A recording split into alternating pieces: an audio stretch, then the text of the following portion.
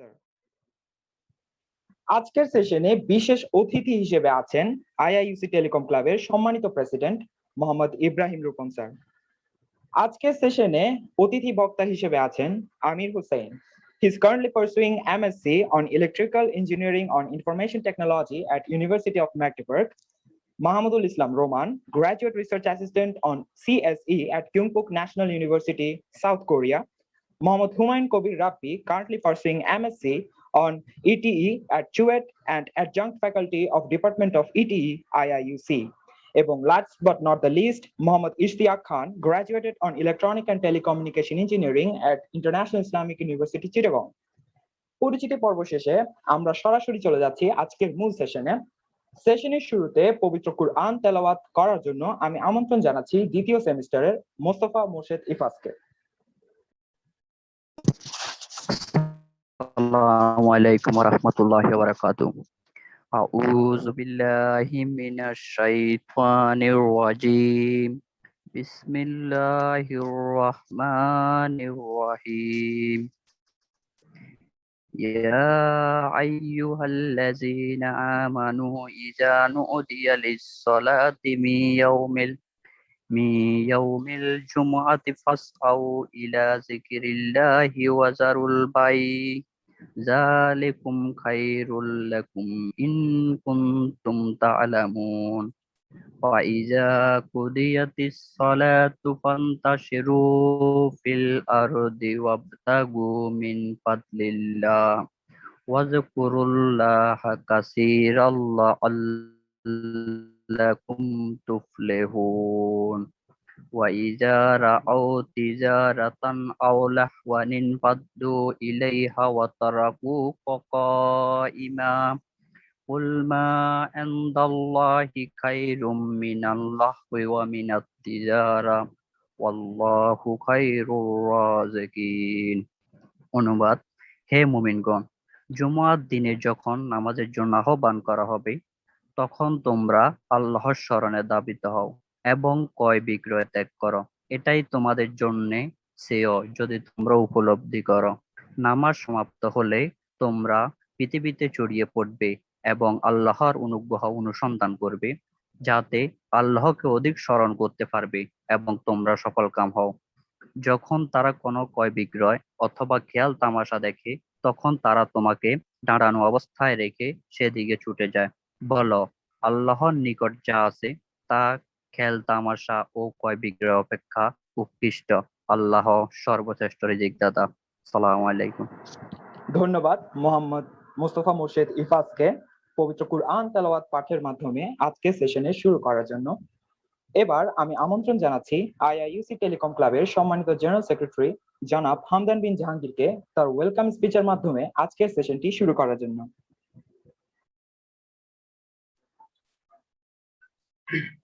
আউযু বিল্লাহি মিনাশ শাইতানির রাজিম। বিসমিল্লাহির রহমানির রহিম। আজকের ইয়ারদার উপস্থিত সম্মানিত ব্যক্তিবৃন্দ, আমার সহপাঠীবৃন্দ এবং আমার ছোট ভাইয়েরা, আসসালামু আলাইকুম ওয়া রাহমাতুল্লাহি ওয়া বারাকাতুহু। সর্বপ্রথম আল্লাহ রাব্বুল আমিনের কাছে শুকরিয়া আদায় করছি যে আরো শেষ মেহেরবানিতে সকল প্রতিকূলতার মাঝে এবং সকল বাস্তবতার পরে আইআইসি টেলিকম ক্লাবের উদ্যোগে আজকের এই প্রোগ্রামটি আপনাদের উপহার দিতে যাচ্ছি। আমরা দোয়া চাচ্ছি আল্লাহ রাব্বুল আমিনের প্রতি আজকের প্রোগ্রামটা যেন সুন্দর এবং সুচারুভাবে শেষ হয়, এবং আমি আশা করছি আজকের প্রোগ্রামটি আমার জুনিয়রদের জন্য খুবই ইম্প্যাক্টফুল হবে।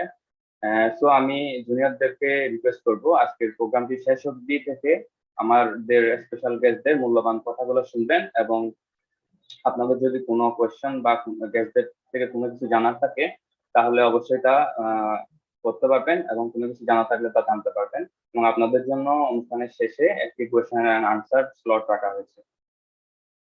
আমি এই পর্যায়ে আইআইসি টেলিকম ক্লাবের পক্ষ থেকে আজকের ইয়ারদার স্পেশাল গেস্ট জনাব মোহাম্মদ আমির হোসেন ভাইয়া, জনাব মাহমুদুল ইসলাম রোমান ভাইয়া, হুমায়ুন কবির রাবি ভাই এবং ইশতিয়াক খান ভাইয়াকে অসংখ্য ধন্যবাদ জানাচ্ছি। আপনাদের শত ব্যস্ততার মাঝেও ডিপার্টমেন্টের জন্য এবং ডিপার্টমেন্টের ছোট ভাইদের জন্য সময় বের করছেন, আপনাদের অসংখ্য ধন্যবাদ ভাইয়া। তো পরিশেষে আমি সবার সুস্থতা কামনা করছি এবং আজকের প্রোগ্রামের সফলতা কামনা করে আমার সংক্ষিপ্ত বক্তব্য এখানে শেষ করছি। আসসালামু আলাইকুম ওয়া রাহমাতুল্লাহি ওয়া বারাকাতুহু। ধন্যবাদ জনাব হামদান বিন জাহাঙ্গীরকে। আমাদের ওয়েলকাম স্পিচের মাধ্যমে সেশনটি শুরু করার জন্য। এবার আমি আমার সহ সঞ্চালক আইআইইউসি টেলিকম ক্লাবের সম্মানিত সেমিনার অ্যান্ড ওয়ার্কশপ সেক্রেটারি জনাব মোহাম্মদ নজরুল ইসলাম নীরবকে আমন্ত্রণ জানাচ্ছি প্রোগ্রামের লক্ষ্য এবং উদ্দেশ্য নিয়ে বক্তব্য প্রদান করার জন্য এবং সেশনের বাকি অংশ সঞ্চালনা করার জন্য। ধন্যবাদ দীপ্ত তোমাকে। তো আসসালামু আলাইকুম ওয়া রাহমাতুল্লাহি ওয়া বারাকাতুহু। As a secretary of Seminar and Workshop Committee IIC Telecom Club, I welcome you all in today's event. Me, along with my fellow committee members, are working day and night for the betterment of our department and, trying to arrange more programs as possible as we can. After club being structured, we have done 2 webinars in 2 weeks. And now we are looking forward for a session which is titled as E-Adda with high CGPA holders. The motive of this session is here we have invited such persons from whom we get to know about the procedure of learning, can hack the secrets of maintaining a proper CGPA, can be informed about the benefits of high CGPA. We'll also try to know about their student career, how they studied, prepared themselves for the exams. Hopefully, the session will bring benefit for the students as well as help them to move on in the way of success. I will ask the participants to take full advantage of this session and make it exciting with well-directed questions. Thank you. তো এই পর্যায়ে আমি আমাদের প্রোগ্রামের মূল পর্বে চলে যেতে চাই, কিন্তু তার আগে আপনাদেরকে জানাতে চাই আমরা আন্তরিকভাবে দুঃখিত যে আমাদের চিফ গেস্ট, আমাদের বিশেষ অতিথি কিছু আনঅ্যাভয়েডেবল সার্কামস্টেন্সেস এর কারণে আমাদের সাথে উপস্থিত হতে পারেননি। তো আমরা এখন বর্তমানে তাহলে আমরা মূল প্রোগ্রামে চলে যাব। এই পর্যায়ে আমরা প্রোগ্রামের মূল পর্বে চলে এসেছি। তো প্রথমে আমরা কথা বলবো, আপনারা যেহেতু জানেন যে আমাদের স্পেশাল গেস্ট হিসেবে আমাদের জনাব ইব্রাহিম রূপন স্যার আছেন। তিনি একটু ব্যস্ততার কারণে আমাদের মাঝে এখন নেই, তার বক্তব্যটা আমরা ইনশাআল্লাহ পরে শুনবো। তো প্রথমে আমরা আমাদের স্পিকারদের সাথে কথা বলে নিব। প্রথমে আমরা কথা বলবো আমাদের আমির হোসেন ভাইয়ার সাথে, যিনি ইটি ডিপার্টমেন্টের প্রথম ব্যাচের ছাত্র, যাদের মাধ্যমে মূলত ইটি ডিপার্টমেন্টের পথ চলা শুরু হয়েছে। তো আমির ভাইয়া, যদি আপনি আমাকে শুনতে পান, ভাইয়া কেমন আছেন আপনি? জি জি, ভালো। শুনতে পাচ্ছেন আমাকে? জি ভাইয়া, আমরা শুনতে পাচ্ছি আপনাকে। আপনি কেমন আছেন? এই তো ভালো। কাউকে চিনতেছেন এখানে? রোমানকে চিনি শুধু, আর কাউকে চিনি না। আচ্ছা ভাইয়া, আপনার পরিচিতিটা যদি তাহলে আমাদের ছাত্রদের উদ্দেশ্যে একটু তুলে ধরতেন। আচ্ছা, আমি ইটি ফার্স্ট ব্যাচে ছিলাম। তো আমরা প্রথমে, আমি যখন ভর্তি হই তখন ছিল সিসি, তারপরে বাট আমাদেরকে বলা হয়েছিল যে আমাদেরকে ইটিতে করা হবে, পরবর্তীতে ওটা আর করা হয়নি আর কি। পরে সবাই মিলে আন্দোলন এগুলো চলতেছিল, এক পর্যায়ে স্যাররা বাধ্য হয়েছে ইটি ডিপার্টমেন্ট খোলার জন্য। তখন আমরা মুভ করি আর কি। আমরা সিটি ক্যাম্পাসে ছিলাম, যেটা চকবাজারে ছিল। পরে ওখান থেকে কুমিল্লা ক্যাম্পাসে মুভ করি আর কি। তখন থেকে ইটি স্টার্ট। এরপরে আমি কমপ্লিট করার পরে জব করলাম 3 বছরের মতো লিঙ্ক 3-তে। তারপরে জার্মানির দিকে চলে আসলাম আর কি মাস্টার্সের জন্য। এখন মাস্টার্স করতেছি ইলেকট্রিক্যাল এন্ড ইনফরমেশন টেকনোলজিতে ইউনিভার্সিটি অফ মাগদেবুর্গে। এই সিটিটা বার্লিনের পাশে, জার্মানির। 1 ঘন্টা 30 মিনিট লাগে আর কি বার্লিন থেকে। এখানে এখন করতেছি থিসিসটা বাকি আছে, সব কমপ্লিট হয়েছে আমার এখন। এখন পাশাপাশি একটা কোম্পানিতে সিস্টেম অ্যাডমিন হিসেবে আছি, এখানে লোকাল একটা কোম্পানি, এটা আর কি। আচ্ছা আমির ভাই, আপনার কাছে জানতে চাচ্ছিলাম, আপনি যেহেতু ডিপার্টমেন্টের প্রথম ব্যাচের ছাত্র, আপনার বিশ্ববিদ্যালয় জীবনের যে অভিজ্ঞতাটা সেটা আসলে কেমন ছিল, স্পেশালি একাডেমিক বিষয়ের ক্ষেত্রে বলতে পারছি? কারণ আপনি নিশ্চয়ই জানেন যে একাডেমিক হোক কিংবা এক্সট্রা কারিকুলার অ্যাক্টিভিটিস হোক, আমাদের সিনিয়রদের সহায়তার প্রয়োজন হয়। তো যে বিষয়টা আপনার ক্ষেত্রে ছিল না, তো এই বিষয়টা কিভাবে সামলে নিয়েছিলেন? আমাদের সময় টেলিকম ক্লাবও ছিল না, পরবর্তীতে মনে করা হয়েছে, আর আমাদের সময় ছিল না। মানে এই টাইপের কোনো ওয়েবিনার আয়োজন করা হতো না। মাঝে মধ্যে প্রজেক্ট রিলেটেড কিছু করতো স্যারেরা, বাট অত ইনভলভমেন্ট ছিল না আর কি। আমাদের থেকে শুরু সবাই করতেছিল, ট্রাই করতেছিল বেটারমেন্টের জন্য। বাট স্যাররা ভালো ছিল, সবগুলো স্যাররা ছিল তখন। সব সিসি থেকে যখন মুভ করে ইটিতে সব সিনিয়র স্যাররা ছিল। কিছু নতুন জয়েন করছিল স্যার, যেমন আমির ফয়সাল স্যার, উনি জয়েন করছিল। তারপরে মুস্তফা, উনি তো এখন নাই, উনি জয়েন করছিল। তখন হার্ড ছিল প্রথম অবস্থায় সিলেবাস নিয়ে। সাবজেক্ট কোনটা হবে, কিভাবে কমপ্লিট করবে, এই টাইপের অনেক ঝামেলা ছিল। বাট পরবর্তীতে আস্তে আস্তে ঠিক হয়েছে, মনে হয় রোমানদের থেকে মনে হয় ভালো স্টার্ট হয়েছে। আমাদের সময় একটু ঝামেলা ছিল। আর স্যাররা হেল্প করছে যথেষ্ট, সবগুলো স্যার হেল্প করছে। সেই জন্যই ধন্যবাদ স্যারদেরকে আর কি। আচ্ছা ভাইয়া, ঠিক আছে, নিশ্চয়ই আমরা পরবর্তীতে আপনার সাথে আরো কথা বলবো। তো আমাদের মাঝে হয়তো রোমান ভাই এখনো উপস্থিত হতে পারেনি।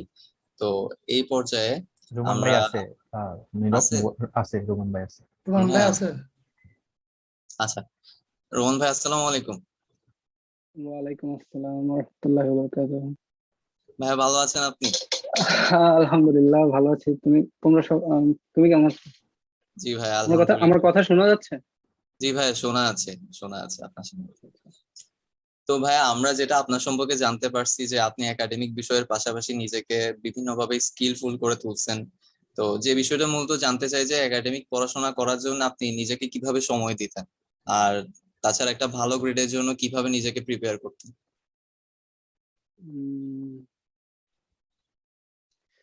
অ্যাকচুয়ালি ভালো গ্রেড তোলাটা চেয়েও বেশি যেটা ইম্পর্টেন্ট সেটা হচ্ছে আমরা যখন পড়ালেখা করি তখন আমরা জিনিসটাকে বুঝতেছি কিনা। আমি যদি যে জিনিসটা একটা সাবজেক্ট আমি পড়তেছি, এই সাবজেক্টটা পড়ার সময় যদি আমি এটাকে ভালোভাবে গ্রাস্প করতে পারি বেসিকটা, তাহলে ভালো গ্রেডটা তোলাটা অত বেশি কষ্ট হয় না। তা আমি যে কাজগুলো করতাম আমার আন্ডারগ্রেড লাইফে, আমি ক্লাসগুলো ঠিকভাবে করতাম।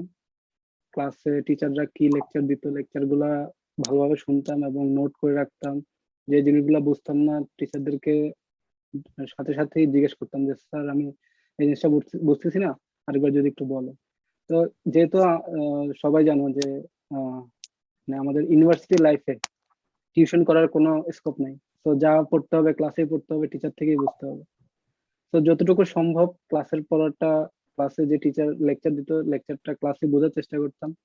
বাসায় গিয়ে সময় যদি পাইতাম তাহলে রিভাইজ করার চেষ্টা করতাম। আর এভাবেই আর কি। আচ্ছা ভাইয়া, আর একটা বিষয় হচ্ছে কি, মানে একাডেমিক পড়াশোনার জন্য কিভাবে সময়টা বের করে নিতেন আপনি, সেটা যদি একটু বলতেন আমাদের। একাডেমিক পড়াশোনার জন্য আসলে সবাই তো আসলে রুটিন করে। আসলে আমি দেখছি যে কখনো যতই রুটিন করি রুটিন মতো করে কখনোই পড়ালেখা করা যায় না। দেখা যেত আজকে চিন্তা করতাম যে রুটিন করে আজকে 5 ঘন্টা পড়বো, 4 ঘন্টা পড়বো, কখনোই ওরকম হইতো না। তবে সবসময় মেনটেন করতাম সময় বের করার জন্য। কারণ আমাদের তো সকাল 8টা থেকে 8টা বাজে বাস ধরতে হতো, 9টা 9:30 থেকে ক্লাস, তারপরে সারাদিন ক্লাস করে সন্ধ্যাবেলা বাসায় আসা। আর যেহেতু আমরা মোটামুটি সবাই স্টুডেন্টরা নিজের পকেট খরচ নিজে চালাতে চায়, তো টিউশনই করতো সবাই আমার ফ্রেন্ড সার্কেলের মধ্যে। তো আমিও করতাম। তারপরে বাসায় এসে রাত্রে 8টা 9টা বাজে বাসায় এসে খুব টায়ার্ড থাকতাম। তারপরে চেষ্টা করতাম যে যে টিউশনি গুলাকে সপ্তাহে 2 দিন বা 3 দিন টিউশনি করে বাকি 3 দিন পড়ার প্রতি বেশি মনোযোগ দেওয়া। রাত্রেবেলা সন্ধ্যার পর থেকে যে রাত্রে 10টা 11টা 12টা যতটুকু হোক ওই টাইমে 3-4 ঘন্টা ক্লাসে স্যাররা যেগুলো পড়াইতো ওই পড়াগুলা কমপ্লিট করতাম, নিজে নিজে রিভাইজ করতাম, এবং স্যাররা যদি কোনো হোমওয়ার্ক দিত ওগুলো করতাম। এভাবে হয়ে যেত আর কি। আচ্ছা ভাইয়া, খুব সুন্দরভাবে কথাটা বললেন। আরেকটা জিনিস যেটা আসলে জানার প্রয়োজন ছিল যে যদি আমরা হাই সিজিপি এর কথা বলি, হাই সিজিপি অর্জন করার যে মূল বেনিফিটটা এটা আসলে কি, আর এটা আমাদের ভবিষ্যতে কিভাবে কাজে দিতে পারে যদি একটু বলতেন। এখন সিজিপিএ নিয়ে সবার বিভিন্ন ধরনের ধারণা আছে, তবে যতগুলোই ধারণা আছে আমার মনে হয় যে সিজিপি একটা মিথ।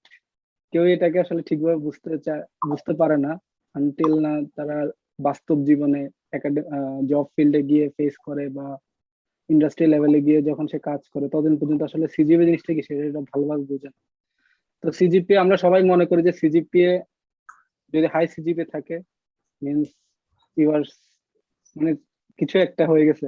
আসলে জিনিসটা এরকম না। সিজিপিএ তোমাকে রিপ্রেজেন্ট করবে, তোমাকে একটু সামনের দিকে ধাক্কা দিয়ে দিবে জীবনে অগ্রসর হতে। কিন্তু তোমার যদি হাই সিজিপিএ না থাকে তার মানে এই না যে তুমি ট্র্যাক থেকে ছুটে গেছো, এরকম না জিনিসটা। তো সিজিপিএ অর্জন করাটা অবশ্যই দরকার।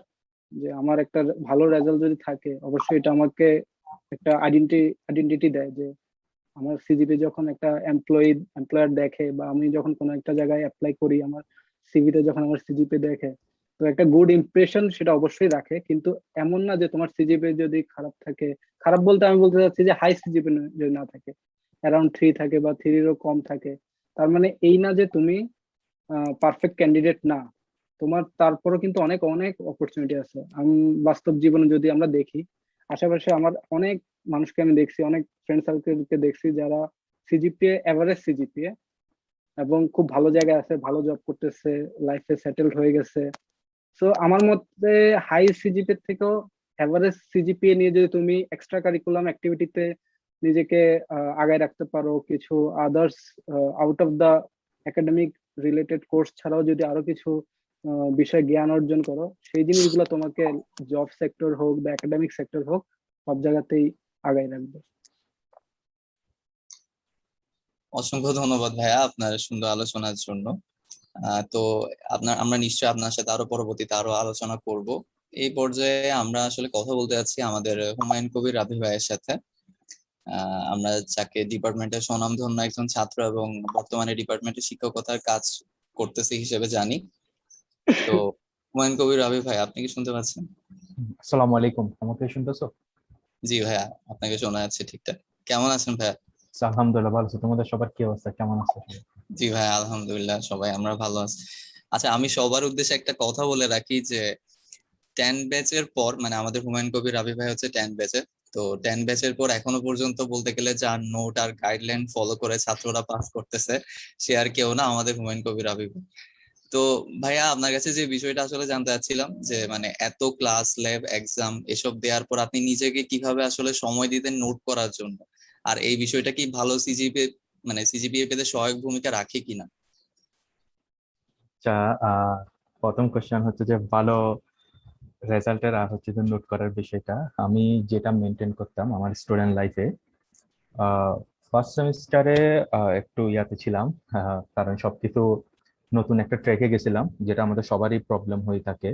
আমরা প্রথমে ইন্টারের পরিবেশটা এক ধরনের থাকে, তারপর হচ্ছে যে আবার যখন আমরা ইউনিভার্সিটি যাই তখন পরিবেশটা অন্য রকমের হয়ে যায়।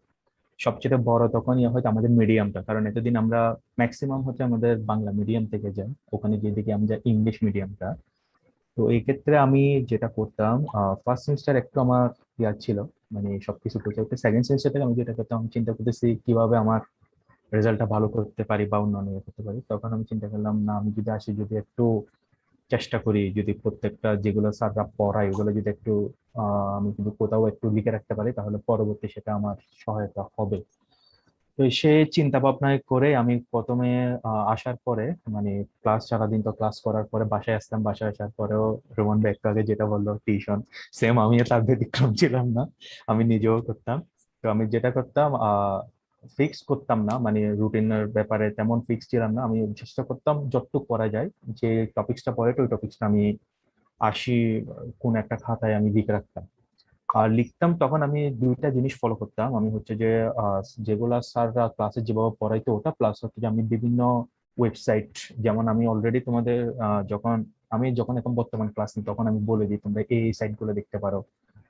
বিভিন্ন ওয়েবসাইট আছে, যেমন টিউটোরিয়ালস পয়েন্ট আছে, ইলেকট্রনিক্স নোট আছে, এরকম অসংখ্য ওয়েবসাইট আছে, যেখানে হচ্ছে যে যখন কোন একটা টপিকস ওখানে ক্রিটিক্যালি বইতে দেখা যায় অনেক সময় একটু ডিফিকাল্ট এখান থেকে বোঝাটা, কিন্তু এই সাইট গুলাতে ভিডিও সহ প্লাস হচ্ছে খুব ইজিলি লিখে, তো আমি ওগুলো নোট ডাউন করে রাখতাম। এখন পরবর্তী যখন পরীক্ষা আসতো বা পরীক্ষার সময় আমি করতাম কি, আর একটা জিনিস করতাম, যেটা হচ্ছে কোশ্চেনটা একটু দেখে নিতাম, কোশ্চেন অ্যানালাইসিস করতাম, প্রিভিয়াস ইয়ারের কোশ্চেন গুলো একটা দেখে ওই সময় আমার মোটামুটি একটা আইডিয়া হয়ে যেত। তো দেখতাম আমি প্রথমে ওখান থেকে একটু চেক করে দেখতাম যে হ্যাঁ ঠিক আছে, এইভাবে মনে হয় পড়লে একটু ভালো হয়। তো তখন আমার থেকে সবকিছু যেহেতু আমার কাছে রেডি করা আছে, সবগুলো টপিকস যেহেতু আমার সামনে আছে, তখন আমার থেকে স্টাডি করাটা ইজি হয়ে যেত। আমার বই খুঁজতে হতো না, এই আর্টিকেলটা এটা নাম্বার পেজ থেকে পড়তে হবে, এটা নাম্বার পেজ থেকে হতো, যার কারণে আমার সময়টা অনেক সেভ হয়ে যেত, যেটা আমার পরীক্ষার সময় প্রস্তুতি নিতে অনেক সহায়তা করতো। আর আরেকটা যেটা হয়তো মানে আমরা যেটা করতাম, পরীক্ষার আগে হোক বা পরে হোক, আমরা বন্ধুরা ডিসকাস করতাম, যেটা হয়তো আমাদের অনেক সহায়তা করতো। এটা করলে হয়তো দেখা যাচ্ছে আমি অনেক কিছু জানি না, এটা জেনে নিতাম, এটা আমাদের সহায়তা করতো। আর মানে চেষ্টা করতাম আমি একটা নোট সবাইকে দিয়ে দিতাম, বন্ধুদের সবাই মোটামুটি পাইতো। তো ওখানে আমার যে ভুল যেগুলো থাকতো ওরা ওগুলো বলতো, বা অনেক সময় বলতো যে হ্যাঁ এটা একটু মনে হয় বড় হয়ে গেছে, এটা মনে হয় এরকম হয়নি, তো ওই সাজেশন গুলো পাইতাম যেটা আমার সহায়তা করতো। এটা ছিল আমার নোট করার। আর সময়টা হচ্ছে যে আমি মানে ফিক্স ইয়া ছিল না, চেষ্টা করতাম মানে প্রতিদিনই চেষ্টা করতাম যতটুকু সময় দেওয়া যায়। আর বৃহস্পতিবার শুক্রবার যেহেতু আমাদের বন্ধ থাকতো, বৃহস্পতিবার শুক্রবারে একটা টাইম ফিক্স করে নিতাম যে এগুলো আমি কভার করছি কিনা, ওটা আমি একটু চেষ্টা করতাম। এটুকুই হচ্ছে নোট করার পিছনের কাহিনী আমার। আচ্ছা, ঠিক আছে ভাই। আরেকটা বিষয় হচ্ছে গিয়ে মানে যেটা জানতে চাচ্ছিলাম, আপনি তো এখন বর্তমানে একজন শিক্ষক হিসেবেও ডিপার্টমেন্টে দীর্ঘদিন কাজ করছেন। তো আপনার কাছে আসলে কি মনে হয় যে এক্সামের 2-1 দিন আগে পড়াশোনা করে ভালো গ্রেড পাওয়া কি সম্ভব, নাকি এটা একটা কন্টিনিউয়াস প্রসেস? আহ এটা ভালো গ্রেড পাওয়াটা মানে এক্সামের 2-1 দিন আগে স্টাডি করাটা, ভালো গ্রেড পাওয়াটা হচ্ছে যে মানে আমি যদি একদম সহজ কথা বলি T20 ম্যাচের মতো। তুমি কয়েকটা পড়ে গেলা, ওই কমন চলে আসছো, তুমি করে দিছো। কিন্তু তখন সমস্যাটা হয় মানে যখন যেমন ম্যাক্সিমামের যেটা হয় মানে আগের দিন যে এত বড় একটা সিলেবাস কভার করাটা অনেক ডিফিকাল্ট হয়ে যায়। মানে তখন দেখা যাচ্ছে যে অনেকে করে কি মানে শর্ট সাজেকশন, তারপর হচ্ছে যে কয়েকটা কোশ্চেন দেখে যাচ্ছে, আবার কয়েকটা কোশ্চেন পড়ে না। তো তো দেখা যাচ্ছে সে মোটামুটি অ্যাভারেজ আনসার করে যায়, তো এটা অনেকটা ডিফিকাল্ট হয়ে যায়। আর তার মধ্যে যদি অনেকে যারা করতে পারে বা অনেকে করে, এটা পুরাটাই আমি বলবো হচ্ছে যে মানে ব্যাট বলে মিলে গেছে, সে ছক্কা মারি দিল এই অবস্থায়। তবে কন্টিনিউয়াসলি পড়াটাই বেটার, কারণ কন্টিনিউয়াসলি তুমি না পড়লে দেখা যাচ্ছে যে অনেক সময় আমাদের তো কোশ্চেন মডারেট হয়, এটাও অলরেডি সবাই জানে। তো দেখা যাচ্ছে কমন পড়ে না, তখন সে ভালো আনসার করতে পারে না, যার কারণে অনেকের রেজাল্ট মানে খারাপ হয়। ম্যাক্সিমামের রেজাল্ট খারাপ হচ্ছে যে যে সে মানে স্টাডি করে না, ওই আগের দিনই স্টাডি করবে, যার কারণে সে মানে ফুল প্রিপারেশনটা নিতে পারে না। সে দেখা যাচ্ছে যে আমাদের পুরা সিলেবাস 8টা চ্যাপ্টার আছে, 3টা চ্যাপ্টার পরে আসতে, অথবা বি পার্টের প্রস্তুতি নিচ্ছে, এ পার্টের প্রস্তুতি নিয়ে আসতে পারে নাই। তখন দেখা যাচ্ছে যে এ পার্টের যেগুলা আসছে সে কোনো কিছু অ্যান্সার করতে পারতেছে না। তো আমি যেটা সাজেস্ট করব মানে তুমি যতটুকু পারো, আমরা যতটুকু পারি, ব্যস্ততা আছে স্বাভাবিক, যতটুকু পারো মানে কন্টিনিউয়াসলি পড়াটা, মানে যতটুকু করা যায়, যতটুকু কভার করা যায় কন্টিনিউয়াসলি পড়াটা আমার মতে বেটার। আর আগের দিন পড়াটা অনেক প্রেশার, অনেক হিউজ প্রেশার, বিশেষত মানে অন্য ডিপার্টমেন্টের কথা বলবো না, আমাদের ইঞ্জিনিয়ারিং ডিপার্টমেন্ট গুলোতে অনেক প্রেশার। কারণ তোমার একাধিক থিওরি পড়তে হচ্ছে, আবার ম্যাথ করতে হচ্ছে, আবার তোমার ওগুলার বেসিক গুলা ভালো মতো বুঝতে হচ্ছে। ম্যাথ গুলা নিয়ে বসতে তো আমাদের মনে হয় 2-3 দিন এমনিতে চলে যায়, প্রতিটা ম্যাথ যদি আমরা একটু ভালো করে বুঝতে চাই। তো আমি যেটা বলবো কন্টিনিউয়াসলি স্টাডি করাটাই বেটার, মানে আর পরীক্ষার আগের দিন প্রেশারটা না নেওয়াটাই বেটার। ধন্যবাদ ভাইয়া আপনার গোছানো বক্তব্যের জন্য। আমরা ইনশাআল্লাহ আপনার সাথে আরো পরবর্তীতে আরো আলোচনা করব। তো এই পর্যায়ে বর্তমান ডিপার্টমেন্টে ছাত্র হিসেবে যারা আছেন তাদের আমাদের সবার পরিচিত মুখ ইস্তিয়াক ভাইয়ের সাথে কথা বলবো। ইস্তিয়াক ভাইয়া কি আমাকে শুনতে পাচ্ছেন? সালাম আলাইকুম, আমাকে শোনা যাচ্ছে? জি ভাইয়া, সালামু আলাইকুম রহমতুল্লাহ, আপনাকে শোনা যাচ্ছে সালাম ভাই। আলাইকুম সবাইকে, আমাদের ছাত্র ভাইদেরকে, বিশেষ করে আমার সিনিয়র ভাই যাদের আহ, আমার সিনিয়র ভাই আমার গাইডলাইন যার থেকে আমি সবসময় নিয়ে থাকি। তো আমি আম- আমার আমার পরিচয়টা তো দিয়েছে। আমি বর্তমানে আইআইএসসি ডিপার্টমেন্ট অফ ইটিতে টিচিং অ্যাসিস্ট্যান্ট গত 3 সেমিস্টার যাবত আছি, এবারও রানিং চলছে। বর্তমান হচ্ছে এটা পরিচয়। আর স্টুডেন্ট এবার এই সেমিস্টার তারও অনেক আগে শেষ হয়েছে, যদিও লকডাউনের জন্য, কোভিড-19 এর জন্য এই সেমিস্টার অনেক লেংদি হয়েছে। তো আমি এই সেমিস্টারেও গ্রাজুয়েশন করেছি। তো এখন আমাদের আজকের এই সেমিনারটা মূলত হচ্ছে যে সিজিপিএ নিয়ে। আমি বলবো আমাদের উদ্দেশ্যটা কি, আসলে পড়াশোনার উদ্দেশ্যটা কি। আমাদের পড়াশোনার উদ্দেশ্য হচ্ছে আমি কিছু শিখা, তাই তো? তো শিখতে গেলে আসলে কি এটা সম্ভব যে পরীক্ষার আগে রাতে পড়ে, এটাই কি শিক্ষার মূল উদ্দেশ্য? না। সিজিপিএ এর জন্য কিছু টেকনিক্স ইজিলি আছে, এগুলো খুব ইজিলি সিজিপিএ কে উপরের দিকে তোলা যায়। ঠিক আছে, আমরা কয়জন স্টুডেন্ট আমরা সিলেবাসটা নিয়ে বসি, 2টা রাইটারের বই নিয়ে বসি, এটা আসলে কি আমাদের হয়? না। যখন একটা ক্লাসে স্যার যখন একটা লেকচার দেয়, অঙ্ক ম্যাথমেটিক্স থাকে, ইঞ্জিনিয়ারিং প্রবলেম থাকে, ঠিক আছে, তো ইঞ্জিনিয়ারিং প্রবলেম গুলো এগুলো তো বিভিন্ন ধরনের হয়। এগুলো সামান্য একটু কথার এদিক ওদিক হেরফের ঘুরফের হইলেও রেজাল্টে চেঞ্জ আছে, অঙ্কের অঙ্ক প্রসেসিং এও চেঞ্জ আছে। এই চেঞ্জ গুলো কি এক রাতে হয়? হয় না। তো আমি বলবো যে আমাদের শিক্ষার মূল উদ্দেশ্য হওয়া উচিত আমরা বই পড়বো। আমরা কি করি, আমি বিরোধিতা করব না, অনলাইন টিউটোরিয়ালস এ অনেক আলহামদুলিল্লাহ ভালো টিউটোরিয়ালস পাওয়া যায়, অনেক ভ্যালিড ইনফরমেশন থাকে, কিন্তু আমি স্টুডেন্টদেরকে সাজেস্ট করব বই পড়তে, বিভিন্ন রাইটারের বই পড়তে। কেন? একটা রাইটারের বই কিভাবে আসে? অনেকগুলো রাইটারে অনেকগুলো মানুষের হাত হয়ে এটা বাজারে আসে। তো এই বইগুলো ফেলে আমি কিভাবে যাব? ওইটা হচ্ছে টিউটোরিয়ালের, আমি কখনো বিরোধিতা করি না, যেহেতু আমি নিজেও টিউটোরিয়াল দেখি, খুব ইজিলি বোঝা যায়। কিন্তু আসলে যে শিক্ষার মূল উদ্দেশ্য, পড়াশোনার যে মূল উদ্দেশ্য, ওইটা আমাদের আসলে আমরা বইয়ের বাইরে চলে যাচ্ছি, আমরা বই পড়তেছি না, আমরা এখনো বই পড়ি না স্টুডেন্টরা। এখন সিজিপিএ যদি আমি বাড়াতে চাই, অনেকগুলো টেকনিক, আমি প্রতিদিন ক্লাসে উপস্থিত থাকতে পারি, আমার ওদিকে 10 মার্কস, ক্লাস টেস্ট যদি আমি এমনও বসি আমার 8 মার্কস 18 মার্কস, ঠিক আছে। তারপর হচ্ছে যে আমি মিড টার্মে 30-এ আমি যদি 20ও তুলি আমার 18 38। তারপর হচ্ছে আমি ইউনিভার্সিটিতে যদি যেটা ফাইনাল এক্সাম হয় ওইখানে যদি 50-এ যদি আমি 32-33ও তুলি, তাহলে এটা আমার কোথায় যায় দাঁড়ায়? 70-এর ঘরে গিয়ে দাঁড়ায়, ঠিক আছে। তো 3.5 এর উপরে এমনি দাঁড়ায়, ঠিক আছে। এখন আমাদের স্টুডেন্টরা আমরা কি করি না, আসলে পরীক্ষার আগের রাতে আসলে আমাদের মন বসে না। মন বসবে কিভাবে? এগুলো তো ইঞ্জিনিয়ারিং প্রবলেম, এগুলো তো ঘুরপিট, ঠিক আছে। এগুলো তো এখানে অনেক ধরনের কথাবার্তা থাকে, এগুলো আমাদেরকে, তো আমরা তো এক রাতে এটা তো আসলে সম্ভব না। তো আমার ক্ষেত্রে আমি কি করতাম, এখন তাইলে ভাইয়া কি আপনি কি সবসময় পড়াশোনা করতেন? ব্যাপারটা তো আসলে তা না, আমিও তো সবসময় পড়াশোনা করতাম না, এটা কেউই করতে পারে না, ঠিক আছে। তো আমি কি করতাম, ফাইনাল পরীক্ষা 10-15 দিন আগে থেকে আমি বইয়ের সাথে ভালোবাসা তৈরি করতাম। বই বলেন, আপনার নোটস বলেন, আমি আঁকাঝোঁকা করতাম খাতার উপর। আঁকাঝোঁকার মাধ্যমে আমি আগে তো আমি বইটা খুলে দেখতে হবে, তারপর না আমি ভিতরের দিকে যাইতে পারবো।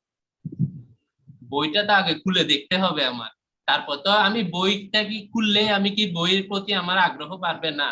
দেখা যেত আমি কালার পেন নিয়ে আঁকাঝোঁকা করতাম, স্যারদের লেকচার গুলো একটু একটু দেখতাম, আসলে ওনারা কি বলতে চাচ্ছেন, যেটা আর আমার কোনো কথা প্রিভিয়াস 3 জনের যারা স্পিকার এখানে ছিলেন ওদের বাইরে যাবে না, ঠিক আছে। কারণ ওদের আশেপাশেই আমার কথাগুলো যাবে, ওদেরকে টাচ করে করে আমার কথাগুলো যাবে। তো যেটা একদম প্রথম যিনি বলছেন, আমির হোসেন ভাই, ওনাকে হয়তো আমি ব্যক্তিগতভাবে চিনি না, কিন্তু ওনার কথাগুলো, তারপর প্রথম 3 জনের কথাগুলোই লজিক্যাল। টিচারের লেকচার শুনতে হবে, একটা অঙ্ক যদি এভাবে না বলে ওইভাবে বলে, প্রিভিয়াস ইয়ারের কোয়েশ্চেন গুলো থাকলে একটা টপিক সম্পর্কে আইডিয়া চলে আসে, যেমন মাইক্রোওয়েভ ফিল্টার কিভাবে ডিজাইন করব, হাজার হাজার টিউটোরিয়াল আছে, অনেকগুলো তোমার সলিউশন বই আছে, ঠিক আছে। তো এগুলো যদি আমরা একটু একটু যদি দেখি, আলটিমেটলি আমরা কোর্স সম্পর্কে কি ধারণা পাই, কোর্স সম্পর্কে ধারণা পেয়ে যাই একটা কোর্স সম্পর্কে। আর সবাই সব সাবজেক্টে আসলে তো আমরা ভালো করতে পারি না, সবাই সাবজেক্ট করতে, কোনো টিচারই কোনো সাবজেক্টে স্পেশালিস্ট না, একটা সাবজেক্টে স্পেশালিস্ট, সব সাবজেক্টে হয় না। তো আমাদের কিছু পছন্দের সাবজেক্ট থাকে, যেমন ইলেকট্রনিক স্ট্রিম, কমিউনিকেশন স্ট্রিম অনেকের, ঠিক আছে, এরকম অনেক ধরনের স্ট্রিম থাকে। তো আমার উচিত যে সিজিপিএ এমনি হাই সিজিপিএ 3.9 4 আউট অফ 4 হইতে পারবে, তুমি যদি শিক্ষার মূল উদ্দেশ্যতে থাকো, আমি কিছু শিখবো, এইটাতে থাকলে তুমি কি অনেক কিছু অনেক কিছু তুমি অর্জন করতে পারো, অনেক কিছু। এবং কি তুমি কি নিজের প্রতি একটা কি থাকবে না, গিল্টি ফিল থাকবে না যে আমি কিছু শিখলাম না। শিক্ষার মূল উদ্দেশ্যতে যদি থাকো তাহলে তুমি সিজিপি অনেক অনেক উপরের দিকে উঠবে। সিজিপি ইজিলি তোলার অনেক ওয়ে আছে, কিন্তু এগুলো আমি বলবো না। আমি কোনোদিন আমার ছোট ভাইদেরকে কোনোদিন আমি সাজেস্ট করবো না যে ইজিলি কিভাবে সিজিপিএ বাড়ানো যায়, যদিও আমি একটু করে হিন্টস দিয়ে গেছি। ঠিক আছে, আশা করি বাকি তিনজনের কথার সাথে আমি পুরোপুরি একমত, এবং আমি যেগুলো অ্যাড করলাম এগুলাই, তেমন আলহামদুলিল্লাহ আর কিছুই নেই। ধন্যবাদ ভাইয়া। আপনার কাছে যদি আপনার যদি সময় হয় তাহলে আমরা আরো একটা ব্যাপার জানতে চাচ্ছিলাম যে আপনি যেহেতু রিসার্চ ভিত্তিক স্টাডি করতে পছন্দ করেন, তো যেটা জানতে চাচ্ছিলাম একাডেমিক পড়াশোনার পাশাপাশি রিসার্চ ভিত্তিক পড়াশোনা আসলে কতটা হেল্পফুল হয়? রিসার্চ প্রত্যেকটা সাবজেক্টেই রিসার্চ আছে। তুমি একটা ম্যাথমেটিক্স দিল, এই যে আমি বললাম অঙ্কটা যদি একটু কথা হেরফের হলে এদিক থেকে ওদিক হলে অঙ্কের প্রসেসিং চেঞ্জ হয়, রেজাল্ট চেঞ্জ হয়। এটাও তো একটা রিসার্চের ব্যাপার, রিসার্চ করে দেখা, এটাও তো এক ধরনের রিসার্চ। তুমি যে বিভিন্ন বই বিভিন্ন কয়েকটা রাইটারের বই পড়ে নিজের মতামত একটা নিজের কনক্লুশন ড্র করা, এটাও তো এক ধরনের রিসার্চ।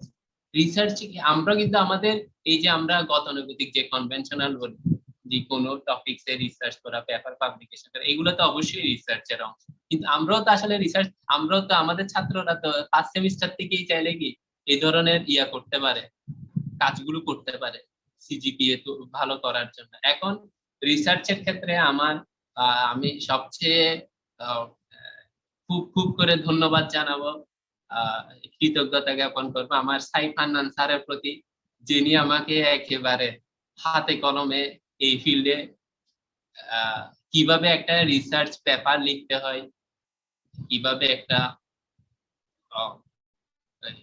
টপিক চুজ করতে হয়, এগুলো আমাকে শিখিয়েছেন। প্রথমে এটা বলে আমি শুরু করি। এখন আমার রিসার্চের মূলত আমি পেপার পড়া শুরু করি 4th সেমিস্টার থেকে। যদি আমি একেবারে একদম সত্য কথা বলতে চাই, 4th সেমিস্টার থেকে আমি সাইফ হান্নান স্যারের একদিন রুমে গেলাম, গিয়ে তিনি আমাকে একটা পেপার দিলেন, আমি পড়তেই লাগলাম, কোনো কথাবার্তা ছাড়া আমি পড়তে, পেপারটা কিচ্ছু বুঝতেছি না, কিছুই বুঝতেছি না একেবারে। কোনো মনে হয় আমি এটা 7-8 বার পড়তেছি। আমি 4th সেমিস্টারে তখন পড়তেছি, আমি কিছুই বুঝতাম না পেপারে। কিন্তু না, 8, 9, 10 বার পেপার, এই একটা পেপারই আমি পড়তেছি কি আমার পড়াশোনার পাশাপাশি। এটা কিন্তু আমার চাপ আসতেছে না, কিসের আমার মূল পড়াশোনা কিন্তু চাপ আসতে ছিল না।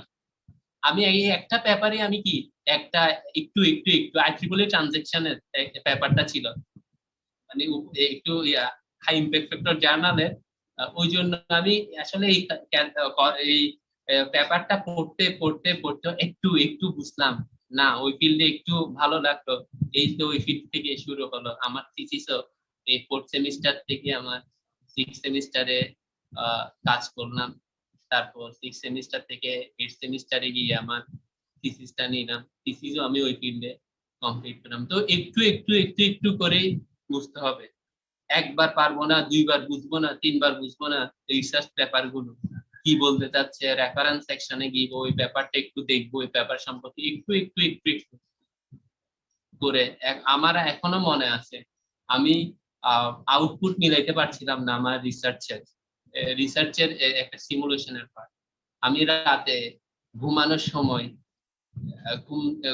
সময় না, এটা এইভাবে করা উচিত মনে হয়, আমি ল্যাপটপটা খুলেই বসলাম, দেখলাম যে আসলেই এভাবেই করলে শেষ পর্যন্ত তখনই আমার কি আউটপুটটা মিলল।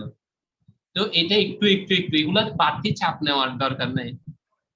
যেমন আমি সব ছাত্রদেরকে অনুরোধ করব, থিসিসের টপিকটা একেবারে একজন টিচারের কাছ থেকে গিয়ে থিসিসের টপিক চাই, এটা না, নিজে খুঁজবো নিজের কি ভালো লাগে, communication field, electronics field, micro electronics field, কোন ফিল্ড, ন্যানো টেকনোলজি কোন ফিল্ডে ভালো লাগে, এগুলো একটু আইট্রিপলি জার্নাল গুলো দেখবো। আইট্রিপলি অনেক ওয়েবসাইট, আমাদের আইট্রিপলি তো আমাদের আছে, সাবস্ক্রিপশন আছে ইউনিভার্সিটি, তো বিভিন্ন ধরনের আরো যে জার্নাল গুলো আছে ওগুলো আমরা দেখবো একটু করে। ইনশাল্লাহ আমি আশা করি আমাদের অতীতেও আমাদের ডিপার্টমেন্টের হুমায়ুন কবির, রাবি ভাইরা, তারপর আমির হোসেন ভাই, তারপর হচ্ছে আমাদের রোমান ভাই, যদি আমি বেশি দিন পাই নাই ওনাকে, তো ওনারা কৃতিত্বে স্বাক্ষর রাখছে, আমাদের পরবর্তী জেনারেশনও কৃতিত্বে স্বাক্ষর রাখবে রিসার্চ ফিল্ডে, এই আশায় রাখি। আমার এটাই ছিল আর কি রিসার্চের গল্প। ধন্যবাদ ভাইয়া আপনার সুন্দর আলোচনার জন্য। আশা করছি আমাদের ছাত্ররা আজকের এই আড্ডা থেকে শেখা জিনিসগুলো ভাইয়ারা যেভাবে ব্যাখ্যা করছেন সেভাবেই বাস্তবায়ন করার চেষ্টা করবে। তো এই পর্যায়ে প্রোগ্রামের আমি আমাদের আমির ভাইয়ের কাছে আবার যেতে চাই। আমির ভাই, আপনি কি শুনতে পাচ্ছেন? শুনতে পাচ্ছি। ভাইয়া, আসলে একটা ব্যাপার হয় কি, প্রথম সেমিস্টারে এসে অনেকেই হচ্ছে গিয়ে ভার্সিটির পরিবেশের সাথে খাপ খেয়ে নিতে পারে না।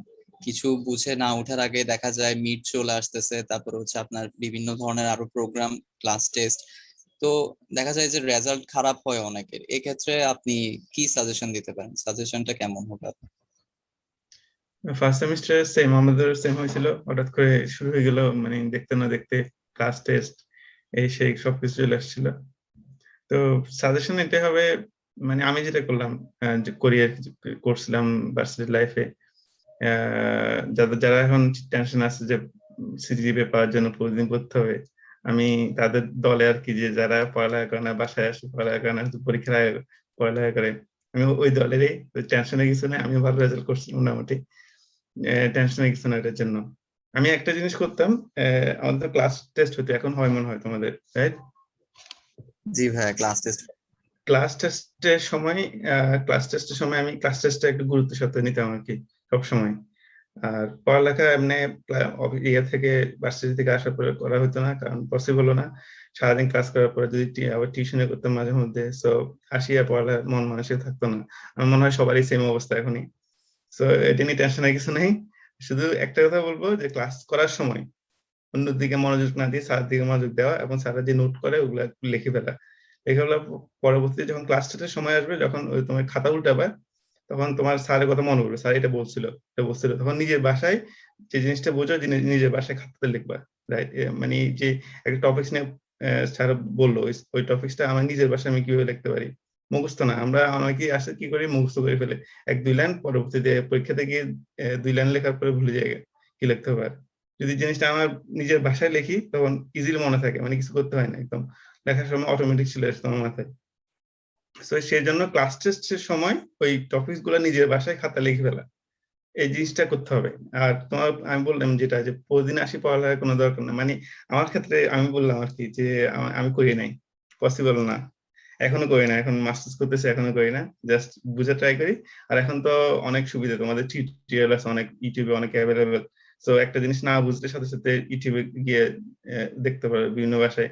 সবাই তো হিন্দিও জানে, ইন্ডিয়াতে অনেক কিছু আছে, সবাই মনে হয় জাস্ট বুঝে নিজের ভাষায় লেখাটা, যখন নিজের ভাষায় লেখাটা পসিবল হবে, তখন দেখবে যে পরীক্ষার আগেও তেমন পড়তে হবে না, কারণ বিষয়টা তুমি বুঝছো এক সময়। যখন জাস্ট একটা লাইন, মানে একবার খাতাটা উল্টাইলে পড়লেই ওটা আর টেনশন করা লাগবে না, দেখবে যে তোমার মাথায় চলে আসছে, পরীক্ষায় লিখে ফেলতে পারবা, এটা আর কি। আর পরীক্ষা যেমন হুমায়ুন ইসলাকে বললো, পরীক্ষা 10 দিন আগে থেকে একটু বইয়ের সাথে সম্পর্ক করা উচিত। আমি যেটা করতাম, পরীক্ষা একদিন আগে না, 10-15 দিন আগে থেকে পড়ালেখা ট্রাই করতাম আর কি।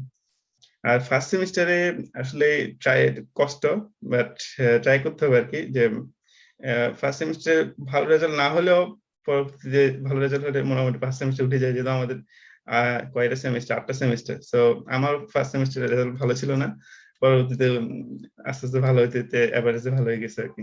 এটাই। আর ওটাই আর কি, যে টেনশনের কিছু নেই যে সিজিপিএ পাওয়ার জন্য প্রতিদিন রাতে আসি পড়তে হবে, এরকম কিছু না। জাস্ট এটা মনে রাখতে হবে যে ক্লাসে গিয়ে অন্য কিছু না করে স্যারের কথা মনোযোগ দিয়ে